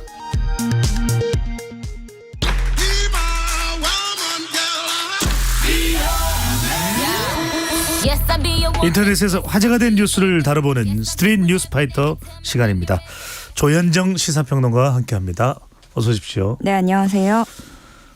참 사회적으로 안타깝고 또 문제가 될 만한 그런 사건들이 많은데 네. 오늘은 좀 그런 관련된 내용 집중적으로 좀 다뤄보겠습니다. 자, 첫 번째 주제입니다. 유튜브 등을 통해 학교폭력 피해를 고발해서 현실판 더 글로리다. OTT 채널에서 방영이 됐던 TV 드라마의 내용이죠. 네. 폭력을 다루는 학교 폭력을 다루는 그런 내용인데 자 이렇게 알려져 있는 사건인데 관련됐던 표예림 씨가 숨진 채 발견됐다는 안타까운 소식이네요. 예, 일단 이 표예림 씨라는 분을 아는 분도 계시지만 모르는 분들도 많으실 텐데요. 12년 동안 학교 폭력 피해를 당하고서 이제 뭐 SNS, 소셜 미디어 그런 유튜브 이런 것들을 통해서 자신의 경험을 고발했던 인물이에요. 네. 그러다가 이제 알려지면서 텔레비전 프로그램에도 출연을 해서 자신의 학폭 피해 경험을 고백했고 그 후에는 학교폭력 공소시효라든가 사실적시 명예훼손 이런 자칫 가해자에게 유리하게 적용될 수 있는 조항을 폐지해달라면서 국민청원을 제기해서 또 어떤 여론에 불을 지피기도 했습니다. 그런 인물인데 어제 자신의 유튜브에 이런 영상을 올렸어요. 유서 이제 그만 편해지고 싶습니다. 라는 제목이었고요. 이를 보는 구독자라든가 시청자들은 뭔가 불안함을 느낄 수 있는 그런 영상이었어요. 그 내용에는 제가 당한 학교 폭력이 근거 없는 주장이라고 비난한 사람들에게 나의 생으로 진실을 증명하겠다. 이제 나에겐 더 이상 삶을 지속해야 할 어떤 것도 남아있지 않다라고 했고요. 마지막으로는 제 사건을 포기하지 말아달라 이렇게 또 네. 다시 한번 당부하기도 했습니다. 표예림 씨는 피해자잖아요. 그렇게 알려져 있고 네. 본인이 꾸준하게 그 문제 제기를 해왔죠. 그런데 이제 다른 유튜버도 여기에 좀 등장을 하면서 이게 계속 좀 진실 공방처럼 이어진 부분이 있는데 어쨌든 이 영상을 올린 낮에 부산의 한 수원지에 성지곡 수원지라는 곳에 여성이 빠져 있다라는 신고가 접수가 됐고요. 예. 당국이 수중수색을 벌이면서 여성을 발견하고 병원으로 옮겼지만 숨졌습니다. 그리고 신원을 확인해봤더니 표예림 씨였던 것으로 판명이 된 겁니다. 방금 전에 말씀드린 그 다른 유튜버와의 갈등 이 부분인데요. A씨라고 일단 표현을 하겠습니다. 이 타 채널을 운영하는 다른 유튜버예요. 네. 근데 이 채널에서는 주로 이 가해자 쪽에서 편에 서서 가해자로 지목된 거죠. 아직까지는 뭐 판정이 난 게 아니니까. 그 가해자로 지목된 사람들의 입장을 대변하는 채널이에요. 동창생이라고 하면서 어떤 이런 영상들을 꾸준히 올렸고, 그래서 이 사망한 표예림 씨의 주장으로는 이 A씨의 채널이 자신이 당한 학폭을 거짓이라고 말하고 자신이 되려 조리돌림을 당하고 있다라고 억울하다고 얘기를 해왔던 거예요. 그래서 뭐 어떻게 이걸 지켜보는 분들한테는 어떻게 보면 이 A씨와 표예림 씨가 서로 이제 공방을 주고받고 뭐 진실 게임을 하는 그런 상황이 된 건데, 이 A씨가 그 표예림 씨 사망 소식 이후에 입장문을 올렸어요. 표예림 씨의 일방적인 주장에 명예를 훼손당할 수밖에 없었고 법적 조치를 해왔다. 표예림 씨는 법적 공방의 위기감을 느끼고 극단적 선택을 한 것으로 보이나 우리는 피해를 받지 잘못한 것이 없다. 이렇게 재차 강조했습니다. 여기 좀 뭐 이 사건이 좀 많이 이렇게 알려져 있기 때문에 유튜버들이 많이 껴 있어요. 근데 표예림 씨 편에 서서 피해를 다루던 또 다른 채널도 지금 이제 후속 기획을 또 예고하고 나서서 이런 진실 공방이 이어질 것으로 보이고요. 일단 경찰은 주변 인물들을 상대로 정확한 경위를 조사하고 있습니다. 이렇게 뭐 사망 사고도 났고 상당히 사회적으로 공방이 되는 이슈라면 좀 철저한 진상이 어떻게 되는지, 진실이 무엇인지 좀 밝혀낼 필요가 있겠네요. 예. 알겠습니다. 자, 두 번째 주제입니다. 대규모 전세 사기 피해가 발생하고 있는데요. 이번에는 수원에서 번지고 있다는 소식입니다. 심상치 않은데요. 벌써 신고 건수만 240여 건에 금액은 400억 원이 넘는다고요. 예, 지금 경기도가 그 센터를 열어서 전화도 받고 이제 문의를 받고 있거든요. 근데 문의 전화가 종일 빗받치는 그런 상황입니다. 피해 문의 중에 상당수가 이 주인인 정모 씨라는 이 인물 쪽에 몰려 있어요. 네. 근데 이 정모 씨는 수원에서 건물 50여 개를 보유하고 있고요. 이게 세대수로 치면 700여 세대가 됩니다. 또 부동산 임대로 법인을 18개 운영하고 있는 것으로 나타났고요. 그래서 이 수원에서도 팔달구, 건선구 뭐 이쪽에서는 공인중개사들이 부동산 사이에서 소위 말해서 잘 나가는 그 업자다. 왜냐하면은 뭐 물건 물어보면은 다 있다고 하고 계속 없는 게 없으니까 좀 공인중개사들이 이쪽으로 전화를 많이 했다고 해요. 네. 특히 정모 씨가 그 부동산 시장 한창 화랑이던 때 2021년부터 지난해 사이에 굉장히 공격적으로 뭐 건물을 통째로 구축이든 신축이든 가리지 않고 막 뭐 고지고대로 사들였다는 거예요. 그래서 이 정모모, 이 정씨 망하면 수원이 망한다라는 얘기가 뭐 공인중개사들 사이에서는 나올 정도로 그 정도의 영향력을 끼치고 있었다고 합니다. 상황이 어떻게 되느냐에 따라서 위험도도 크다고 볼 수가 있겠네요. 그렇죠. 게다가 이 특징이 월세는 없고 다 전세예요. 거의 다 전세고 지금까지 정 씨 부부와 그 아들 이렇게 해서 이들 가족과 법인이 소유한 그 건물 관련해서 피해 신고만 245건이 접수됐고 이 정 씨 가족이 수원뿐만이 아니라 뭐 화성, 용인, 양평 이쪽에도 주택을 또 소유하고 있어서 피해는 더 늘어날 것이라는 전망입니다. 네, 이른바 전형적인 최근에 이제 전세 사기 문제가 되고 있는 갭 투자, 그리고 다수의 세입자들에게 동시에 전세를 진행하는 그런 수법이라고 봐야 될 것 같은데 피해자들의 고통은 더 커지겠네요. 그렇죠. 지금 호소글들도 온라인에 줄지어 올라오고 있는데 대부분 피해자들이 20, 30대의 사회초년생들이었어요. 그래서 어떤 분은 뭐 결혼 일정도 미뤄야 됐고 대부분 이제 직장인들 돈 차곡차곡 모아서 월급으로 생활하는 그런 분들이었고, 또 어떤 경우는 40대인데 남편이 10년 넘게 건설 현장에서 일해서 모은 돈으로 전세 계약을 대출 없이 했다는 거예요. 그래서 여기서 좀 2년 동안 전세 살이하고 내 집 마련을 하려고 했다가 보증금을 몽땅 잃어버려서 이제 울먹이는 그런 상황도 있고요. 네, 정 씨 부부가 갖고 있는 그 건물들 확인된 근저당만 294억 원에 달합니다. 그래서 경찰은 일단 출국 금지 조치를 하고 여기서 또 살펴보는 게 기망의 고의를 갖고 범행했는지 이 부분을 경찰이 보고 있는데요. 그러니까 이걸 처음부터 작정하고 고의성을 가지고 있었느냐 아니냐 이 부분을 법적으로 본다는 거죠. 일단 정 씨는 기망 의도는 없었다라고 주장하고 있는 것으로 알려졌습니다. 그런데 그 전부터 이제 뭐 모든 물건을 다 전세로 내놓기도 했고 특히 보면은 임대차 계약서상의 전세보험 특약을 넣고도 이걸 실질적으로는 이행하지 않았고 네. 새로운 세입자가 들어왔으면 그 돈으로 또 전세입자한테 보증금 돌려주면 되는 건데 그걸 또 돌려주지 않았던 정황도 있어서 좀 이 부분들을 살펴봐야겠고요. 피해 세입자들은 지금 막막한 상황이잖아요. 그래서 네. 실효성이 떨어지는 해결책만 반복하고 있다면서 또 반발하고 있습니다. 많은 분들이 상당히 지금 고통스러울 텐데 방금 전에 소개해드린 이 내용은 경기도 전세 피해자 지원센터에 문의가 오고 있다는 건데 정부도 지금 대책을 마련하고 있습니다. 그 부분도 좀 확인을 하셔야 될 것 같고요. 좀 귀찮더라도 글쎄 뭐 그게 귀찮다기보다는 아마 이제 충분한 그 계약 내용을 잘 몰라서 그렇습니다. 네. 철저하게 제대로 된 임대차 계약인지 반드시 꼭 더 세밀하게 확인을 할 필요가 있겠습니다. 자, 세 번째 주제입니다. 일본에서 최근 정확한 원인을 알 수 없는 쓰나미 현상이 다수 관측돼서 학계에서도 예의주시하고 있대. 보통 쓰나미는 지진과 동반되는 것인데 그런 것도 아닌가 보네요. 예, 그래서 이번에 좀 일본에서 그 지진 전문가들도 당황스러워한다는 그런 소식입니다. 이게 지난 9일 일본에서 벌어진 양상을 보면 지역별로 이게 또 좀 다 떨어져 있어요. 근데 어디는 60cm짜리 쓰나미, 어디는 50cm짜리 쓰나미, 어디는 40cm짜리 쓰나미 이런 것들이 연쇄적으로 보인 건데 이게 뭐 소규모 1m가 안 되니까 인명피해는 다행히 발생하진 않았어요. 그렇지만 너무나 이례적이다. 이건 너무 특이하다. 이렇게 지금 보고 있는 건데요. 말씀하신 대로 원래 지진이 발생하고 나면 쓰나미가 나죠. 그래서 보통 이제 관측하는 쪽에서도 그 규모 6.5 이상 지진이 발생했을 때 그 가능성을 확인하고 쓰나미가 나올 수 있겠다 하고 주의보를 판단해서 내리는 거거든요.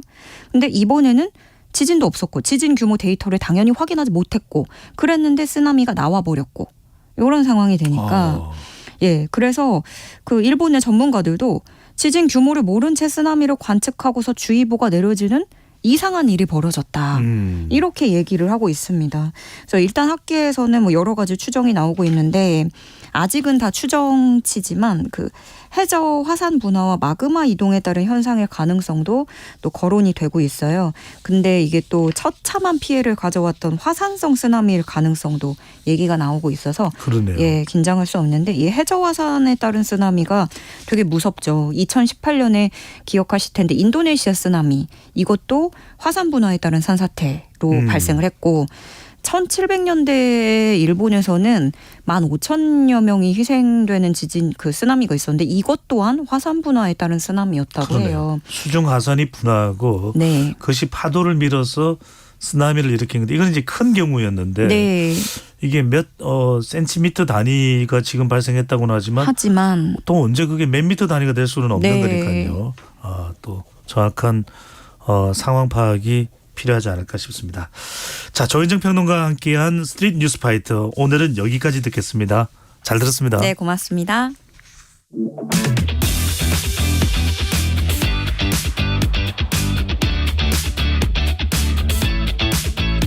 배종찬의 시사본부는 여러분과 함께합니다. 짧은 문자 50원, 긴 문자 100원이 드는 샵 9730. 라디오 어플 콩과 유튜브는 무료로 참여하실 수 있습니다.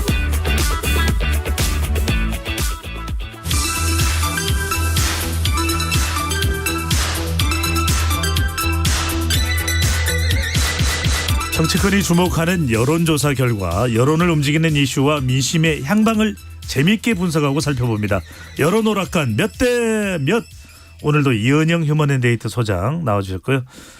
안녕하세요. 안녕하세요. 반갑습니다. 네, 반갑습니다.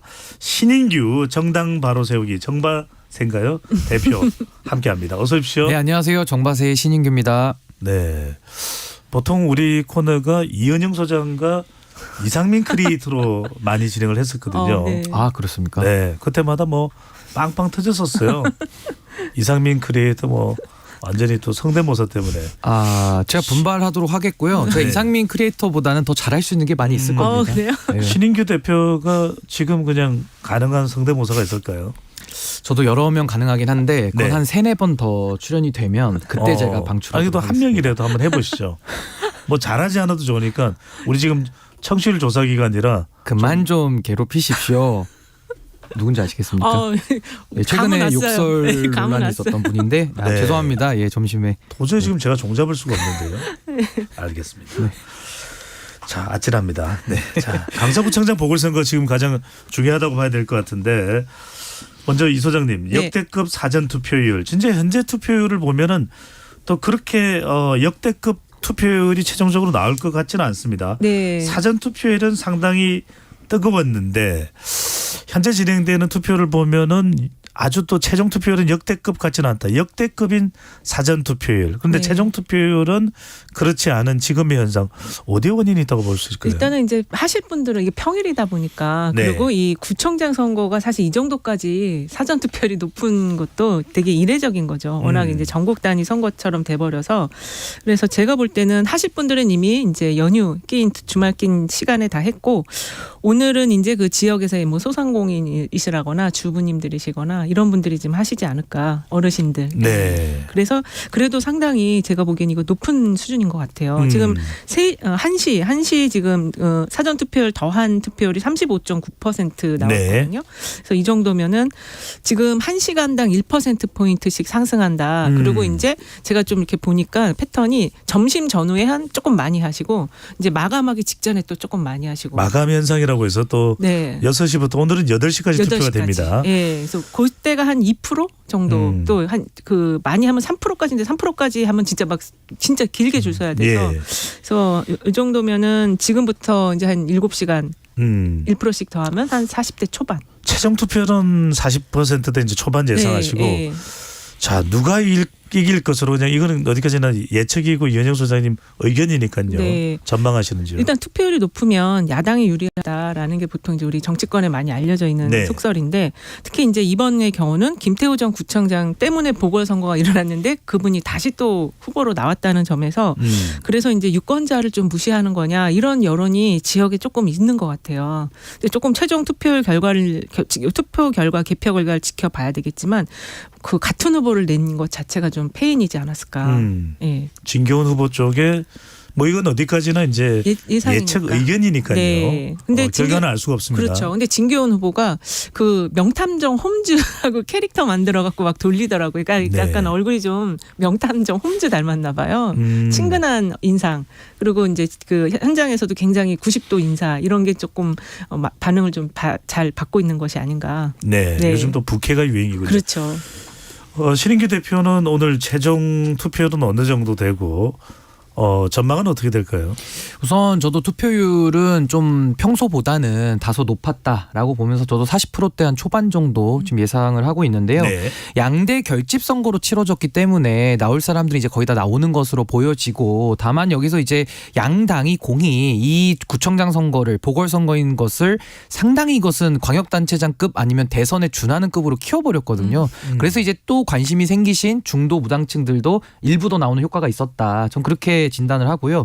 그럼 이게 이제 누구에게 더 유리할 것이냐 이게 이제 중요한데 선거가 구도 인물 바람 아닙니까? 이번에 뭐 바람은 그렇게 크게 분 것 같지는 않아요. 네. 근데 구도 자체가 워낙 정권에 대한 심판 욕구가 지금 많이 높은 상황인 거를 감안을 할 때 사실 민주당에게 유리한 구도인 것도 맞고요. 또 강서라는 지역 자체가 국회의원 3명 다 민주당 소속인 점도 있고 해서 민주당이 유리한데 인물 면에서는 국민의힘이 공천을 매우 좀 실망스럽게 했죠. 왜냐하면 대통령의 사명권 남용이라는 것이 헌법 위반의 논란도 있고 또 하나는 다 김태우 후보를 사면해 줄 때부터 온 국민이 알았어요. 아 저분이 후보가 되려나 보다.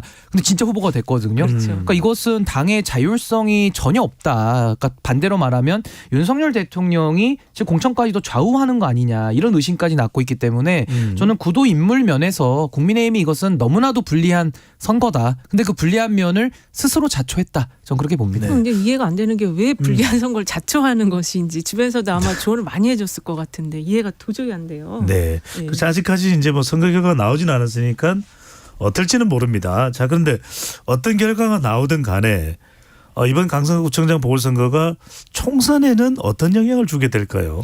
우선은 총선 전에 수도권의 민심이 중요한데 거의 마지막 모의고사 같은 상황 아니겠습니까? 그래서 매우 중요한 이 결과 지표가 될 거고요. 아마 뭐 누가 이기든지 간에 당에 미칠 영향은 매우 크다. 저는 이렇게 봅니다. 근데 영향은 큰데 그것이 당의 그런 뭐 자율성이나 이런 것들을 회복되는 방향으로 갈 것이냐, 전 그렇게 보진 않습니다. 그래서 저는 이번에 이 선거 결과에 따라서 만약에 민주당이 승리를 하게 되면은 뭐 이재명 대표 체제가 더 공고화되는 것이고, 만약에 패배를 하면 이재명 대표는 거의 뭐 정계 은퇴에 준하는 책임을 져야 될 것이고, 국민의힘 같은 경우는 거의 이기려면은 지금 저는 뭐 단체로 지금 금식 기도를 해야 될 상황 아니냐, 매우 간절하게 지금 해야 될 상황으로 보이는데 그만큼 간절해야 선거는 이길 수 있다, 그런 의미죠. 어려운 상황이죠. 네. 어려운 상황인데 만약에 졌을 때는 저는 이제 김기현 대표 체제는 상당한 이제 그 압박에 시달릴 수밖에 없다. 근데 저는 여기서 김기현 대표 체제가 그럼 과연 흔들릴 것이냐, 뭐 물러날 비대위 것이냐. 이야기도 거론은 되더라고요. 예, 저는 근데 그렇게 갈 것 같지는 않습니다. 지금 이 패배에 대해서 뭐 선관위 이슈라든지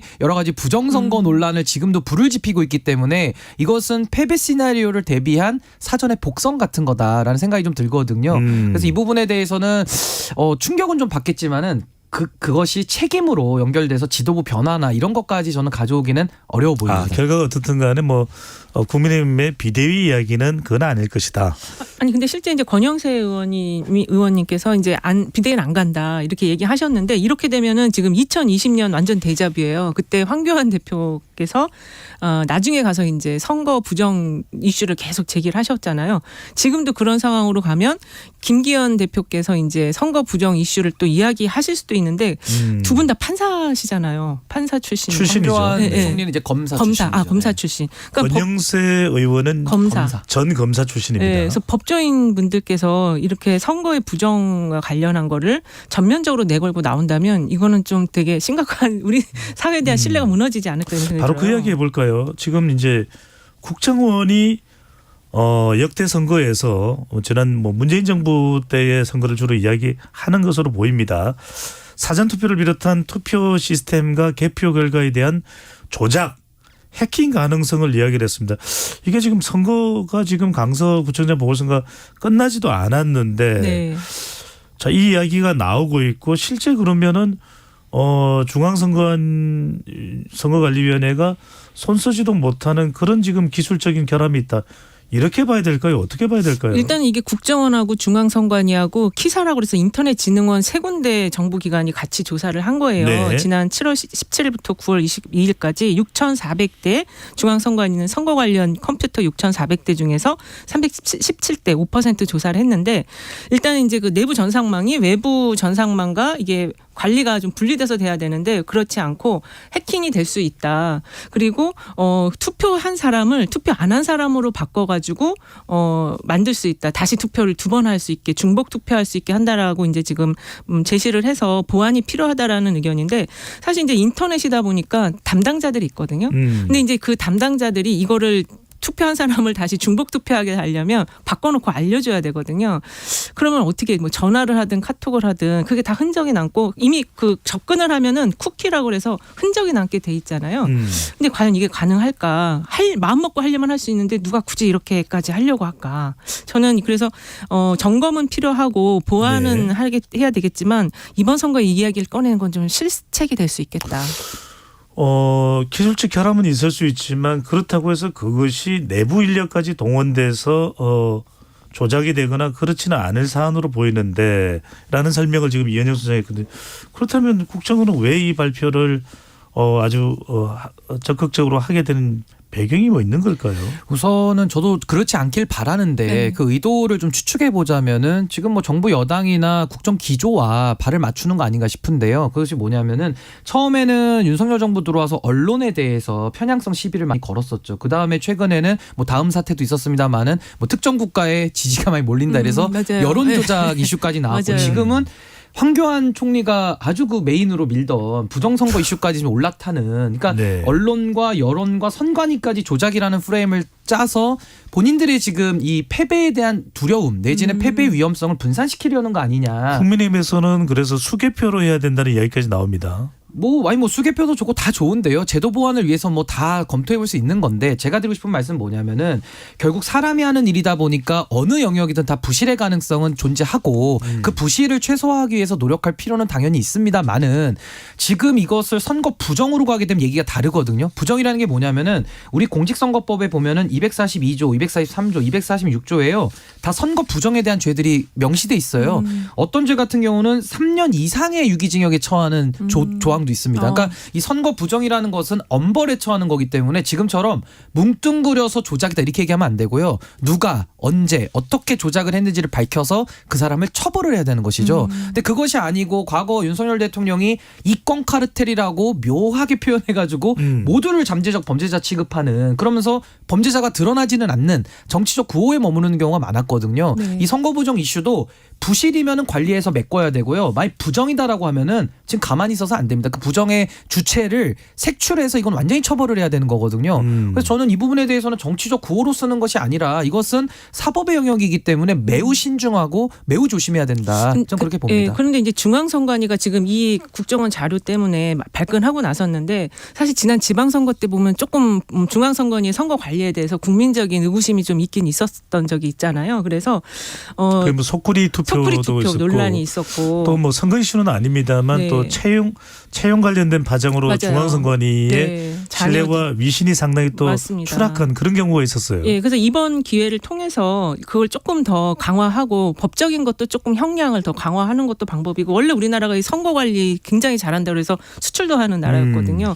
그래서 이번에 이거를 여당에서 주도하지 마시고 이거를 좀 중앙선관위가 자체적으로 좀 강화하는 보안 점검을 하는 그렇게 갔으면 좋겠어요. 근데 여기 이제 부정선거 이슈로 이제 갔을 때 이게 영향력은 좀 미미하다라고 보는 게 네. 과거에 황교안 대표가 외쳤을 때는 야당이었거든요. 그렇죠. 그렇기 때문에 부정선거 이슈가 그래도 좀 나름의 뭐 일부 설득이 있었다고 하더라도 지금은 윤석열 대통령의 그 대학 동기 그분이 선관위 사무총장으로 가 계시거든요. 그래서 네. 지금은 이걸 아마 부정으로 몰려고 해도 매우 어려울 것이다. 전 그렇게 봅니다. 자, 강서구청장 보궐선거 관련해서 하나만 더 아까 신인규 대표는 만약에 강서구청장 보궐선거에서 더불어민주당이 패한다면 네. 이재명 대표가 뭐 물러나야 되는 그런 거취 편명이 있을 거다라고 얘기를 했는데 만약에 패한다면 이재명 대표가 대표직에서 물러날까요? 일단은 이제 제가 볼 때는 역대 사례를 보면 어느 선거든 특히 보궐선거, 총선 앞둔 보궐선거에서 이제 지게 될 경우에는 책임을 지고 물러나는 비대위 측의 구성이 됐는데 지금 국민의힘도 비대위 구성 안 하겠다고 하니까 이재명 대표께서도 그냥 일단 보완하겠다 하고 가시지 않을까. 네, 그럴 것 같아요. 지금 완전히 데칼코마니에요. 양쪽이 똑같이 움직여요. 예, 물러날 가능성은 크지 않을 것이다. 예. 자, 내년 총선 이야기하는데 본격적으로 또 윤석열 대통령 지지율을 한번 짚어보겠습니다. 내년 총선이 대선의 연장전이다. 네. 윤석열 대통령과 이재명 대표의 또 다른 대선이다 이야기가 나오는데 오늘 소개되는 모든 조사는 중앙선거여론조사 심의위원회 홈페이지에서 확인 가능합니다. 대통령 지지율부터 한번 짚어볼까요? 네, 리얼미터가 에너지경제신문에 의뢰해서 지난 4일에서 6일 전국 18세 이상 1,508명을 대상으로 조사했어요. 조금 표본을 많이 했는데 네. 긍정평가가 37.7%, 부정평가가 59.8%로 지난 조사 대비 긍정평가는 1.7%포인트 상승했고 부정은 1.3%포인트 하락을 했고요. RN서치가 CBS 노컷뉴스 의뢰로 진행한 조사에서도 거의 엇비슷한 결과가 지금 나왔거든요. 날짜가 어떻게 되나요? RN서치는 10월 4일에서 6일 1,009명 대상으로 조사했고 긍정평가가 38.9%, 부정평가가 58.8%가 나왔습니다. 그래서 네. 지난 조사 대비 이제 이게 좀 패턴은 약간 다르긴 했지만 최종 결과의 숫자는 거의 비슷하다. 이게 지금 거의 8월 둘째 주부터 같은 흐름이 변하지 않고 지금 유지되는 횡보를 보이고 있는 말 그대로 이제 숫자거든요. 박스권이라고 볼 수가 있는데 그렇습니다. RN서치 조사에서는 대통령의 40대, 50대 지지율 변화폭이 컸다면서요? 네, 이게 40대가 지금 30.9%에서 24.7%로 6.2%포인트나 하락을 했고 50대는 더 많이 하락했어요. 거의 지금 10.1%포인트 하락한 33.2%가 나왔는데 이게 아무래도 이제 이 추석 연휴를 통해서 시장 현장에 가보면 너무 민생이 어려우니까 이 민생에 대한 부분도 좀 반영이 된 것 같고 그리고 그런 속에서 대통령의 국정 기조가 개각을 한 걸 보니까 너무 실망스럽다. 부담스럽다. 이것도 이 중장년층에게 같이 좀 반영된 것이 아닌가 그렇게 보여집니다. 뭐 40대나 50대 초반이 대통령 지지 성향이 강한 유권자는 아니지만 그렇죠. 신인규 대표는 또 주변에 용산 대통령실에 일하는 또 그런 지인들도 많을 테고 또 국민의힘과 또 관련이 돼 있고 누가 보더라도 총선을 생각한다면 선거를 생각한다면 대통령 지지율을 올려야 된다고 생각할 텐데 뭔가 내부에서 관련된 지지율 위기감 공유가 안 되는 걸까요? 뭔가 지지율을 끌어올리려면 어떤 조치가 필요할까요? 우선은 사실 지지율의 그 변화가 지금 없다라는 게 가장 큰 문제 아니겠습니까? 그 부정 여론이 한 20% 정도 지금 높게 형성된 상황 속에서 이게 계속 고착화되고 있거든요. 그렇다면 그게 이제 이미지화되면서 이제는 어떠한 적극적인 노력을 해도 그것이 국민들에게 잘 전달이 되지 않는 이런 무서워요. 효과까지 이제 네. 나오게 되는 겁니다. 네. 그래서 이 국면을 총선 앞두고 빨리 바꾸고자 할 텐데 그러려면 집토끼와 산토끼가 있지 않습니까? 그렇다면은 기존 지지층들보다는 산토끼라고 하는 확장성 있는 전략을 써야지만 이 국면이 해소되지 않겠습니까? 그렇죠. 근데 역설적이게도 오히려 확장 전략을 더 해야 되는데 오히려 반대 방향으로 가면서 더 집토끼 위주로 가는. 저도 이것은 지금 제 상식으로는 참 이해하기는 쉽지는 않은데요. 앞으로도 그럼 변화의 가능성이 있을까? 거기에 대해서는 물론 이번에 강서구청장 결과 보궐선거 결과를 좀 유심히 지켜는 봐야겠습니다만은 만약에 변화가 안 된다고 한다면은 아마 이 나빠지는 결과가 아마 총선 때는 더 유지 강화될 가능성이 매우 높다. 매우 좀 정권의 위험 신호다 저는 봅니다. 굉장히 수세적인 태도로 바뀌는 거거든요. 지금 집권 인제 2년 차인데 그렇게 국정 운영을 수세적으로 할 경우에는 상당히 총선 이후가 진짜 심각해지는 거죠. 국민들이 정말 심판론을 하는 거니까. 자, 대통령 지지율이 이제 선거에 영향을 준다는 것은 익히 우리가 알고 있는 바인데 네. 그러면은 더불어민주당이 마냥 반사적 이익을 듬뿍 가져갈 거냐면 또 그렇지 않다라는 여론조사 결과도 있습니다. 네. 내일이 총선이라면 어느 당에 투표할지 물어봤는데요. 어떤 결과인가요? 이 연합뉴스와 연합뉴스TV가 매트릭스에 의뢰해서 지난 7일에서 8일 전국 그 성인 남녀 1,000명 대상으로 한 조사인데요. 내일이 총선이라면 국민의힘 후보를 뽑겠다가 32.6, 민주당 후보에게 투표하겠다가 31.3이 나왔어요.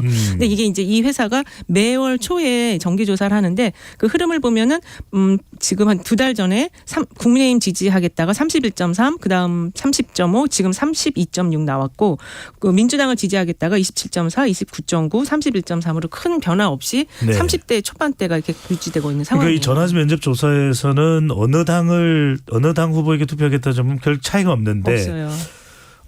자동 응답 조사인 RN서치 조사에서는 차이가 또 있다면서요? 네, 맞습니다. 그러니까 아까 RN서치 조사 말씀드렸었는데 여기서는 여당 후보를 지지하겠다가 38%, 야당 후보 지지하겠다가 53.7%로 격차가 많이 났습니다. 그래서 이거를 보면은 지금 야당 지지층이 그 전화 면접 조사에서 응답을 잘 안 한다. 그리고 정당 지지율과 비교해 보면은 어쨌든 지금 현역에 대한 불만이 야당 지지층에 좀 잠복해 있는 것이 아닌가 이렇게 좀 분석을 해볼 수 있을 것 같아요. 높은 대통령 국정수행 부정평가에 비하면 더불어민주당의 지지율이 썩 높지는 않다.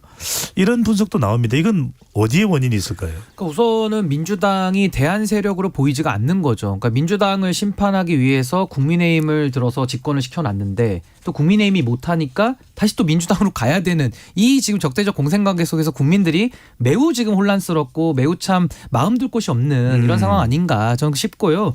그래서 민주당도 뭐 혁신의 노력을 많이 해야 되는데 제가 볼 때는 이재명 대표 중심의 그 사당화 논란이 이렇게 쉽게 벗어나기는 매우 어려워 보입니다. 그래서 이것을 총선 때까지 이제 극복을 해야 될 책임이 있는 거고요.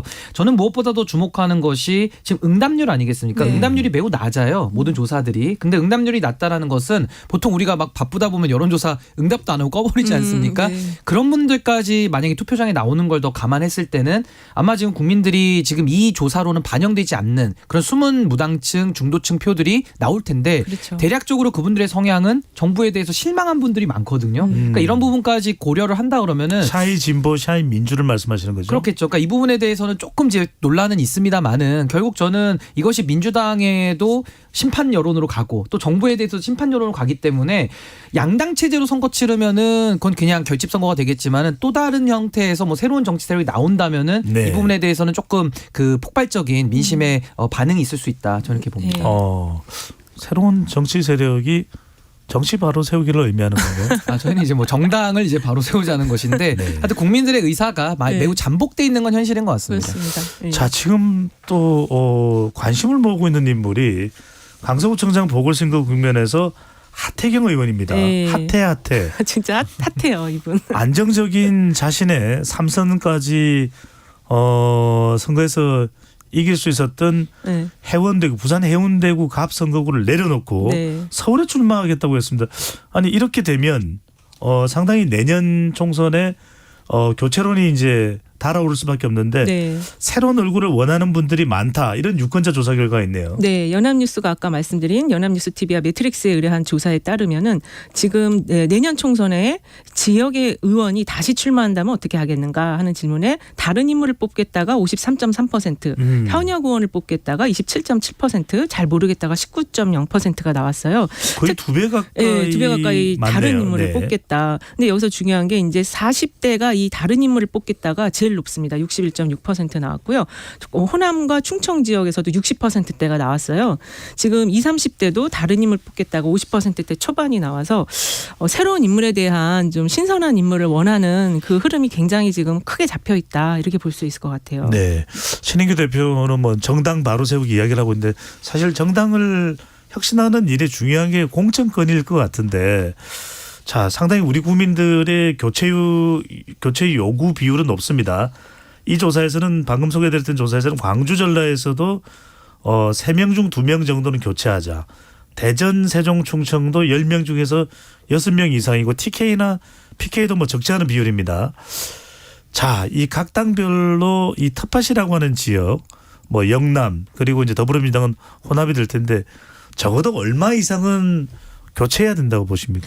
그러니까 우선은 지금 이제 현직들에 대한 불만이 매우 높은 거 아니겠습니까? 네. 근데 특히 광주 전라나 대전 쪽에 이런 좀 교체율에 대한 욕구가 높다는 것은 아마 그 지역을 기반으로 한 의원들 중에 두각을 나타내는 의원들이 별로 없기 때문에 아마 국민들께서 상당히 좀 불만족을 가지시는 것 같아요. 근데 이 결과 자체가 저는 현재 국회의 무능에 대한 심판이다. 저렇게 봅니다. 근데 결국 우리가 신상품 다 좋아하지 않습니까? 늘 새 걸 원해요. 그래서 초선에 대한 교체 비율이 늘 매 총선 때마다 50% 넘게 양당 다 하고 있거든요.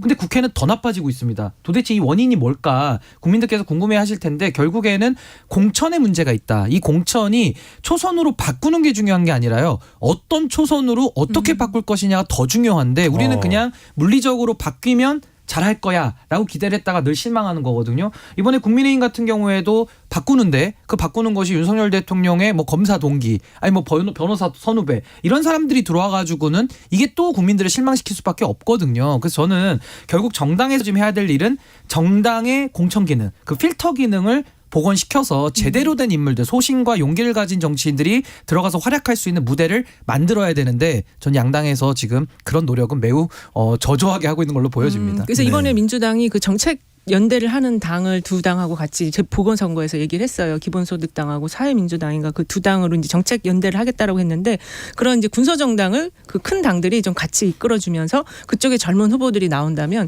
상당히 사실 그 큰 정당에 젊은 후보들이 새 인물이 들어와서 현역과 경쟁한다는 건 굉장히 어려운 구조거든요. 그래서 이런 방식도 나쁘지 않다라는 생각도 들더라고요. 이혜정 소장은 혹시 이 사람은 험지에 출마해야 돼 머릿속에 떠오르는 인물이 있나요? 이 사람은 험지에 출마해야 네. 지금 하태경 의원님 같은 경우도 제가 지금 서울 여러 군데서 오라고 하더라고요. 네. 제가 볼 때 이분에게 험지는 마포가 되지 않을까. 네. 거기 마포 가불이 있는데 지금 정청래 의원이 빨리 오라고 우리 지역으로 네. 그러시더라고요. 내년 선거에 뭐 마포가 미어 터지겠네요. 완전히 마포가 무슨 핫플레이스가 됐어요. 마포가 아니라 마5, 마6가 됐어요. 그렇습니다. 네. 하지 말라고 자꾸 우리 PD가 이야기했는데. 충격스럽습니다. 네. 두 분이 이야기를 안 하시니까 제가 이렇게 또 엉뚱한 이야기를 하게 되네요. 자, 선거에서 사실상 캐스팅 보트 역할을 할 사람들은 중도층 유권자다 이런 얘기를 하는데 네. 실제 제일 궁금한 건 뭐 중도층 비율이 많다 이건 뭐 안 봐도 비디오로 안 들어도 오디오로 우리가 다 아는 이야기인데 이들이 그러면 중도층은 어디로 갈까요? 그러니까 조금 더 보수 쪽으로 갈까요? 중도층은 조금 더 진보로 갈까요? 이현영 선생님, 뭐 관련된 데이터가 있습니까? 네, 사실은 일단 중도하면은 보수로 갈 것 같은데 이번에 그 지금 여론조사 상에 나타난 흐름을 보면은 중도층이 RN서치 조사에서는 네. 현 정부 지원하기 위해서 여당 후보 지지하겠다가 34.3%고요. 현 정부 견제하기 위해서 야당 후보 지지가 60.2%나 나왔어요. 그래서 지금 중도 표심이 견제론으로 지금 많이 이동되어 있다. 연합뉴스와 연합뉴스 TV가 의뢰한 그 매트릭스 조사도 지금 거의 비슷한 상황인데 예. 민주당 후보를 지지하겠다는 지금 23.4, 민주당 후보를 지지하겠다가 32.7, 국민의힘 후보 지지하겠다가 23.4%로 그 두 당 격차가 9.3%포인트나 났습니다. 그러네요. 7일 8일 실시했던 연합뉴스 TV의 조사나 연합뉴스 TV 조사나 또는 자동응답 조사 네. 둘 양쪽 모두 중도층은 조금 이 진보 쪽으로 진보 쪽으로. 네. 자, 신인규 대표 이런 상황 어떻게 생각합니까? 결과적으로는 총선에서 중요한 것이 중도층 민심을 빨아들이는 건데 국민의힘이 지난 대선 또 지방선거 이겼지만 총선이 사실상 앞으로 국정 운영에는 여당으로서 더 중요할 수 있거든요.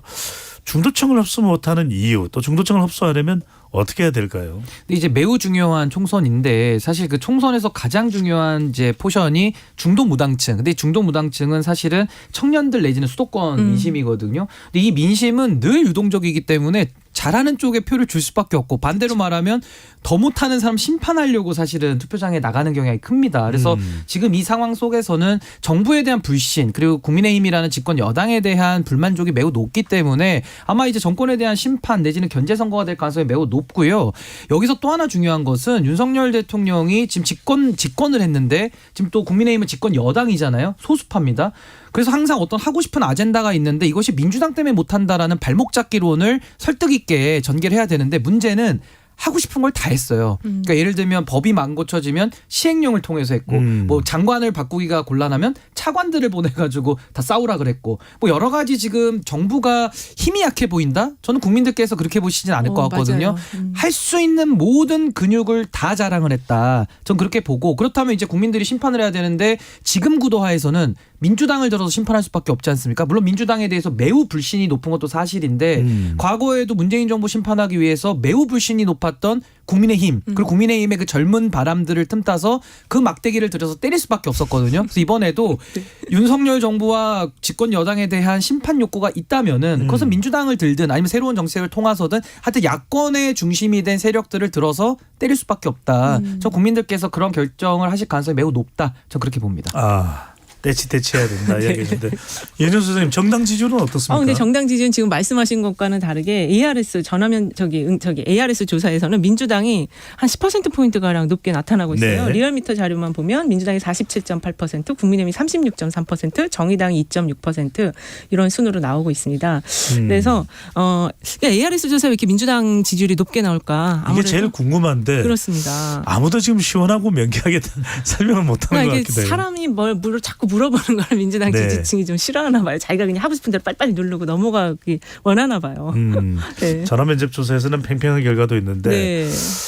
끝으로 신인규 대표에게 지금 뭐 정당 바로 세우기 운동도 하고 있는데 방금 전에 이은영 소장님이 이야기를 했는데 중요한 것도 MZ세대 같아요. MZ세대 마음을 잡아야 된다. 지난 대선 때도 이야기가 많은데 내년 총선에서 MZ세대의 마음을 잡으려면 어떻게 해야 됩니까? 저는 정치가 정치의 본령으로 돌아가야 되고요. 그리고 특히 젊은 세대들에게 소구력을 갖기 위해서는 그들의 무대를 공간을 내줘야 됩니다. 근데 공간을 알아서 내주진 않겠지만은 그래도 양당이 최선의 노력을 다해서 입구를 열어주고요. 그 입구를 열어줘서 참여한 사람들한테 공정하게 정치도 이제는 기득권이 아니라 경쟁할 수 있는 그런 무대들을 좀 마련해 준다면은 그 속에서 가능성과 희망을 보는 거 아니겠습니까? 그래서 당이라는 것이 당원들 내지는 이런 정치 수요자들이 관객이 아니라 주체로 좀 등장할 수 있는 이런 여건을 좀 마련하는 것이 저는 좀 필요하지 않을까 그렇게 생각을 합니다. 이은영 선생님도 짧게 보태실래요? 어쨌든 20, 30대가 지금 여러 가지 어려움에 많이 처해 있잖아요. 요새 20, 30대의 나약성을 또 다루는 문화들이 있다고 하는데 이분들에게 좀 힘을 에너지를 좀 줬으면 좋겠습니다. 이런 말씀 꼭 드리고 싶네요. MZ세대의 마음 붙들지 못하면 NG납니다.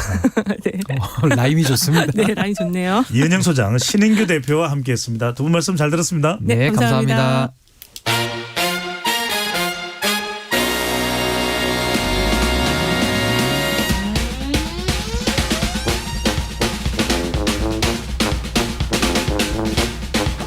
주간 사건 사고 소식을 알아보는 배상훈의 사건본부 시간입니다. 오늘도 배상훈 프로파일러 나오셨습니다. 어서 오십시오. 안녕하세요. 참 사건 사고 너무 많이 주변에서 일어나고 이전에 일어났던 사건까지 소환이 되고 있는데 자, 몇 차례 언급했던 이 내용 한번 좀 구체적으로 좀 짚어보겠습니다. 부산 돌려차기 사건의 가해자가 지난달 대법원에서 징역 20년형을 확정받았는데 결국 강간 살인 미수 혐의가 인정이 된 거네요. 네, 그렇습니다. 이 사건은 지난해 5월 22일 날 오전에 부산 진구의 길거리에서 피해자 B 씨를 뒤따라가서 오피스텔 앞에 엘리베이터 앞에서 상당히 심각하게 잔혹하게 돌려차기를 폭행을 한 후에 성범죄를 저지르려고 했던 사건인데요. 근데 1차 경찰의 초기 수사는 그 강도였습니다. 그러니까 말하자면 수사가 매우 미진했던 부분입니다. 근데 그게 이제 뒤집어지게 된 게 수사기관에 의해서 그런 것이 아니라 피해자와 언론에 의해서 이게 그렇게 바뀌게 된 거거든요. 그러니까 말하자면 오히려 그대로 뒀다면은 그대로 이 사건은 묻힌 거죠. 그러니까 오히려 증거 같은 거라든가 말하자면 바지에 있었던 어떤 그 체액 같은 거라든가 이런 부분들은 노출이 안 된 거예요. 그러니까 왜 그렇게 됐는가? 그러니까 오히려 피해자가 계속 언론을 통해서 억울함을 주장하고 이렇게 하면서 부당함을 주장하면서 결국은 검찰에서 강간살인 미수로 공소장을 변경하면서 결과적으로 20년이 확정됐던 그 사건이 지난달에 대법원에 확정됐다는 거죠. 네, 방금 전에 말씀하신 대로 의도까지도 엿볼 수 있는 것이 피해자를 이 CCTV 사각지대로 옮겨서 성폭행하려고 했다. 이건 상당히 뭔가 주변 상황도 미리 점검을 했고 재질이 나쁘다고 그렇게 볼 수 있는 부분이네요. 매우 재질이 안 좋죠. 네. 자, 최근에는 이 가해자가 범죄자가 피해자와 전 여자친구를 상대로 보복 협박한 혐의가 추가돼서 또 기소가 됐다고요. 이게 과정을 아셔야 됩니다. 우리 시민들께서 이제 이 부분이 왜 이렇게 됐냐면은 이 피해자분이 본인의 사건 기록을 확인하려고 했더니 경찰이나 수사기관에서 안 준 거예요. 어떻게 해서 근데 본인의 수사 기록을 확인했냐면 이 범인의 여자친구가 공범으로 기소가 됐습니다. 가해자입니다. 그래서 가해자니까 자기 사건 기록은 자기가 볼 수 있는 거예요. 그러니까 이 전 여자친구가 이 피해자한테 이걸 준 겁니다. 이런 과정이 있었죠. 그러니까 이 범인의 입장에서는 전 여자친구와 피해자가 같이 나를 어떻게 이렇게 해갖고 그렇게 생각을 한 거죠. 그렇게 생각하면 안 되죠. 이 범인은 자기가 잘못해서 한 건데 그거를 피해자와 전 여자친구한테 떠넘긴 것이 되니까. 근데 이걸 뉘우치질 못하고 오히려 피해자를 나가면 죽이겠다라고 구치소에서 떠들고 다닌 것을 구치소 동기가 증언을 했고 또 이 전 여자친구한테 편지를 보내서 너 어떻게 해코지 하겠다. 이게 이제 돼갖고 두 건 다 보복 협박, 모욕, 협박 혐의로 부산지검의 서부지청에 송치가 된 사건입니다. 네. 아니 전 여자친구에게는 면회 오지 않는다고 뭐라고 또 했다면서요? 그게 저렇게 편지를 써갖고 면회 오지 않으면 어떻게 해코지 하겠다. 이 범인은 아주 질적으로 안 좋은 범인입니다. 네, 재판에도 불출석하기도 했다는데 이거는 어떻게 된 겁니까?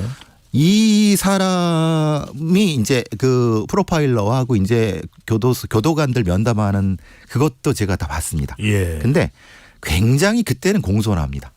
근데 실제로 그건 가식이죠. 그러니까 자기보다 힘이 강한 사람한테는 가식이고 실제로 이 약한 사람한테 이렇게 아주 그냥 참혹하게 범죄를 저지르는 겁니다. 근데 그게 노출이 되니까 사법질서 자체를 아예 무시하는 겁니다. 안 나가 이러는 거죠. 이런 사람들은 사법질서가 얼마만큼 무서운지를 좀 보여줘야 됩니다. 네. 자, 사건과 관련해서 피해자가 수사재판에 적극적으로 참여할 수 있도록 하는 부분에 대한 논의가 이루어지게 됐는데요. 피해자가 또 이렇게 상당히 노출된다는 것이 부담이 될 수 있을 것 같기도 하고. 자, 부산 돌려차기 사건 그리고 인천 스토킹 살인 사건과 바리깡 폭행 사건 상당히 많은 또 범죄 사건이 있습니다. 이 범죄 피해자들이 모여서 단체를 만들었다고 했는데 이건 또 어떤 모임입니까? 아까 그 부산돌려차기 피해자분이 자신이 이렇게 너무나도 억울하다. 왜냐하면 본인이 피해자임에도 불구하고 사건 기록을 볼 수가 없었다. 경찰이나 검찰에 요청을 했지만 전혀 보여주지 않았다. 그래서 민사소송을 하고 있었고 그러는 과정에서 인천 스토킹 살인 사건의 피해자 유족한테 도움을 줬습니다. 그러니까 법정에서 만나갖고 그러니까 이 부분에 대해서 일종의 피해자들끼리 일종의 공감대를 형성을 하면서 네. 특히 그 부산 돌려찾기 피해자분이 인천 스토킹 살인 사건의 유족한테 도움을 주게 되면서 똑같은 어떤 이런 시스템상의 문제를 인식하게 되면서 스스로 이런 분들이 모여갖고 일종의 범죄 피해자 연대, 정확히 말하면 안전한 사회를 만들기 위한 범죄 피해자 연대 가칭 경험자들이란 걸 결성해서 네이버에 카페도 열고요. 유튜브에 그 어떤 것도 만들어갖고 지금 여러 활동을 하고 있습니다. 말하자면은 범죄 피해자와 가족 이들을 지지하는 시민들 126명이 함께 하고 계시고요. 여기서는 공통적으로 피해자가 직접 범죄를 입증해야 될 증거를 찾아야 하는 상황 그리고 범죄 피해 이후에 대처 방법을 누구도 가르쳐주지 않고 있거든요. 그다음에 범죄 피해 이후의 수사 상황이나 재판 기록을 어떻게 얻을 것인가 이런 부분에 대한 방법들을 공유하면서 같이 활동하고 있습니다. 배 프로파일러님 궁금한 것이 왜 피해자가 수사 기록을 볼 수가 없는 겁니까? 왜냐하면 이게 참 저도 답답합니다. 우리나라의 수사기관이나 그 기소기관이 피해자한테 이거를 역사상 준 예가 거의 없습니다. 있어도 거의 손꼽을 만합니다. 법적으로 못하게 돼 있나요? 개인정보. 그러니까 요청을 할 수 있습니다. 그런데 여러 가지 개인정보가 노출된다는 핑계를 대고 안 줍니다. 그러니까 범죄 피해자 특히 뭐 성범죄 피해자나 폭행 피해자가 내 사건이 어떻게 수사되고 있는가를 재판정에 한번 좀 알아야지 내가 재판정에 가서 무슨 행동을 할지를 할 수 있는데 전혀 모르는 상태에서 깜깜인 상태에서 이렇게 어떤 경우는요. 재판정에 가서 자신을 공격한 범인의 얼굴을 아는 경우도 있습니다. 그게 너무 황당하죠. 네. 그러니까 이것은 분명히 시스템상으로 분명히 형사소송법이나 이런 데서 바꿔야 됩니다. 적어도 피해자가 재판이나 재판정에 최소한의 자기 사건에 대한 정보는 알고 있어야 된다. 아니 그건 좀 당연한 거 아닙니까? 그럼요. 그리고 미국과 미국이나 서구 선진국에서는 이미 이 부분은 오래전에 이미 조치가 됐습니다. 우리는 너무 늦습니다. 저도 모릅니다. 그러니까 제가 프로파일러로 생활하고 저희 동기들도 이 생활하면서 사건에 관한 기록을 접근할 수가 없습니다. 되게 황당하시지 않습니까? 그럼 프로파일러들은 어떤 거 가지고 할까요? 재판 판결문 가지고 합니다. 그 너무 황당하죠. 다 끝나야 그걸 볼 수 있는 상황이 돼 있군요. 근데 그걸 한 판결이 3심 판결이 되면요. 3년 5년 뒤에 끝나지 않습니까? 그전에는 알 수가 없다는 겁니다. 참 말씀하신 그 부분도 안타까운 이야기지만 또 안타까운 소식이 있습니다. 돌려치기 사건과 유사한 사건이 지난주에 발생을 했는데요.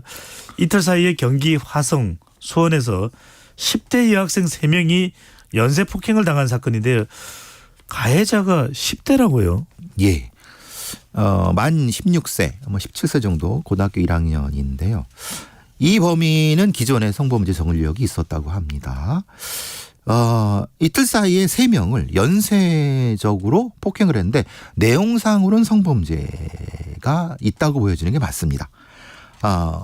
뭐 좀 구체적으로 말씀 좀 그렇지만 그 목을 조르고 성범 시도하려고 했던 부분은 아마도 부산 돌려차기 사건을 모방했을 가능성, 그 가능성이 가장 농후하지 않을까라고 이제 보고 있습니다. 16세라고 했는데 그러면 어떻게 이 처벌을 면제받나요? 아닙니다. 촉법소년은 아니기 때문에 형사처벌이 가능합니다. 근데 보통 이 정도라고 하면은 단일 건 같은 경우는 사실은 그냥 보호처분 쪽으로 가는 경우가 많았죠. 근데 이 경우는 굉장히 위험하지 않습니까? 전력도 있는 데다가 지금 3건을 더 그것도 연쇄적으로 했기 때문에 이 경우는 어떤 형태로든 형사처벌이 돼야 된다고 봅니다. 아니 근데 말씀하신 걸 듣다 보니까 깜짝 놀랄 만한 내용이 16세면 고등학교 1, 2학년 정도의 나이인데 자 1차 범행에 과거에 이제 성범죄 전력도 있고 1차 범행에서 그친 게 아니라 이틀 동안 1박 2일로 3명에게 연달아 범행을 저질렀다. 그러면 어떤 상태에 있는 가해자, 어떤 상태의 범죄자였다고 봐야 될까요? 그러니까 범죄의 각성, 특히 성범죄의 각성이 높이 올라가 있는 상태였을 가능성이 높습니다. 보통의 연쇄성 성범죄자들은요, 하나의 범죄가 진행이 되고 쿨링 오프, 그러니까 이제 냉각기를 가진 다음에 다음에 해야 되는데 네. 특히 청소년 범죄자 같은 경우는 청소년 연쇄성 범죄자 같은 경우는 굉장히 짧은 경우가 많습니다. 몇 시간 안 되는 경우도 많거든요. 그래서 이 경우는 굉장히 짧다. 긴 경우는 일주일 가도 가지만은 이 청소년 성범죄자 같은 경우는 좀 짧은 경우이기 때문에 이 부분은 면밀히 수사가 진행돼야 될 것 같습니다. 네. 자, 일면식도 없는 여성을 범행 대상으로 삼았다는 점, 또 모방 범죄 아까 부산 돌려차기 사건도 말씀해 주셨는데, 자, 이런 일이 앞으로 더 일어날 수도 있는 거 아니겠습니까? 이걸 우리가 막연히 일어나면 안 되겠죠, 일어나서는 안 되는데요 할 사안은 아닌 것 같은데요. 맞습니다. 특히 이제 청소년 인근에 있는 범죄자들 중에서 이렇게 위험성이 높은 범죄자들은 단지 보호 처분만으로 끝나는 것이 아니라 추후로 관찰할 수 있는 시스템적인 전환이 필요합니다. 이 경우도 상당히 위험한 걸 알고 있으면서도 제도적으로 어떻게 관여할 수 있는 방법이 없습니다. 관여할 수 있는 방법을 만들어야 되는데 다 손 놓고 있습니다. 경찰도 그렇고 법무부도 그렇고 이 경우에 대상되는 거를 관할할 수 있는 부서 자체가 없습니다. 그렇기 때문에 이 범인들이 그냥 돌아다니고 있는 거죠. 그래서 사실 위험한 부분입니다. 자, 말씀하신 대로 이제 범죄 전력이 있고 또 범죄 추가 가능성도 있는 경우에 우리가 이제 재범을 막기 위해서 관찰이 필요한데 또 이럴 수도 있습니다. 아니, 나를 범죄자 취급하는 거예요? 아니, 그런 일이 있었다고 해서 나를 그렇게 하면 난 평생 그 굴레에서 못 벗어나는데요. 이런 불평불만도 제기되고 또 뭐 범죄자 인권이니 이렇게 또 제기하는 경우도 있을 것 같은데 이거는 어떻게 우리가 봐야 될까요? 그래서 이제 그 관찰하는 사람들을 보호관찰관 혹은 소년보호관찰관이라는 형태로 둬야 되는 거죠. 즉 말하자면 교정교화도 하면서 관찰도 할 수 있는 이중 시스템이 돼야 된다는 겁니다. 예. 단지 이 범인을 찾기 위한 것이 아니라 교정교화를 하면서 같이 할 수 있는 그런 전문적인 어떤 시스템이 돼야 된다는 겁니다. 그게 지금 우리가 없다는 게 문제라는 거죠. 네, 그런 점들도 있고 좀 이런 사건에 노출되지 않고 좀 피해자 관점에서 방어하기 위해서는 뭐 시간 한 20-30초 될 것 같은데 어떤 점을 가장 크게 좀 유념을 하고 있어야 될까요? 근데 이제 가장 기본적인 부분은 이제 이런 사건들이라든가 이런 어떤 상황들에 대해서 우리 시민이라든가 이런 분의 정보가 투명하게 공개돼야 된다. 그래야지 어떤 종류의 범죄가 어느 지역에서 얼마만큼 벌어지는지 알으니까 조심해야 되고 어떤 형태의 유형이 많다는 걸 알게 되는 부분에 있어서는 충분히 방어할 수 있는데 우리는 진짜 이런 범죄에서 너무 깜깜입니다. 아하. 깜깜이면 안 되거든요. 네. 범죄자들은 너무 잘 알고 있는데 시민들이 모른다. 예. 이건 안 된다는 겁니다. 알겠습니다. 우리 수사본부를 통해서 좀 더 관련된 사건본부를 통해서 내용들 정확히 아실 필요가 있습니다. 자, 지금까지 배상훈 프로파일러와 함께했습니다. 오늘 말씀 잘 들었습니다. 감사합니다. 네, 오늘 디저트송을 안 틀어드렸다고 많은 또 불만이 쏟아져 나오고 있습니다. 지금 후렴부터 다시 들려드리겠습니다. 애프터 서비스도 하는 배종찬의 시사본부, 청취율 1등도 나야 나. 네, 내일 12시 20분 돌아오겠습니다.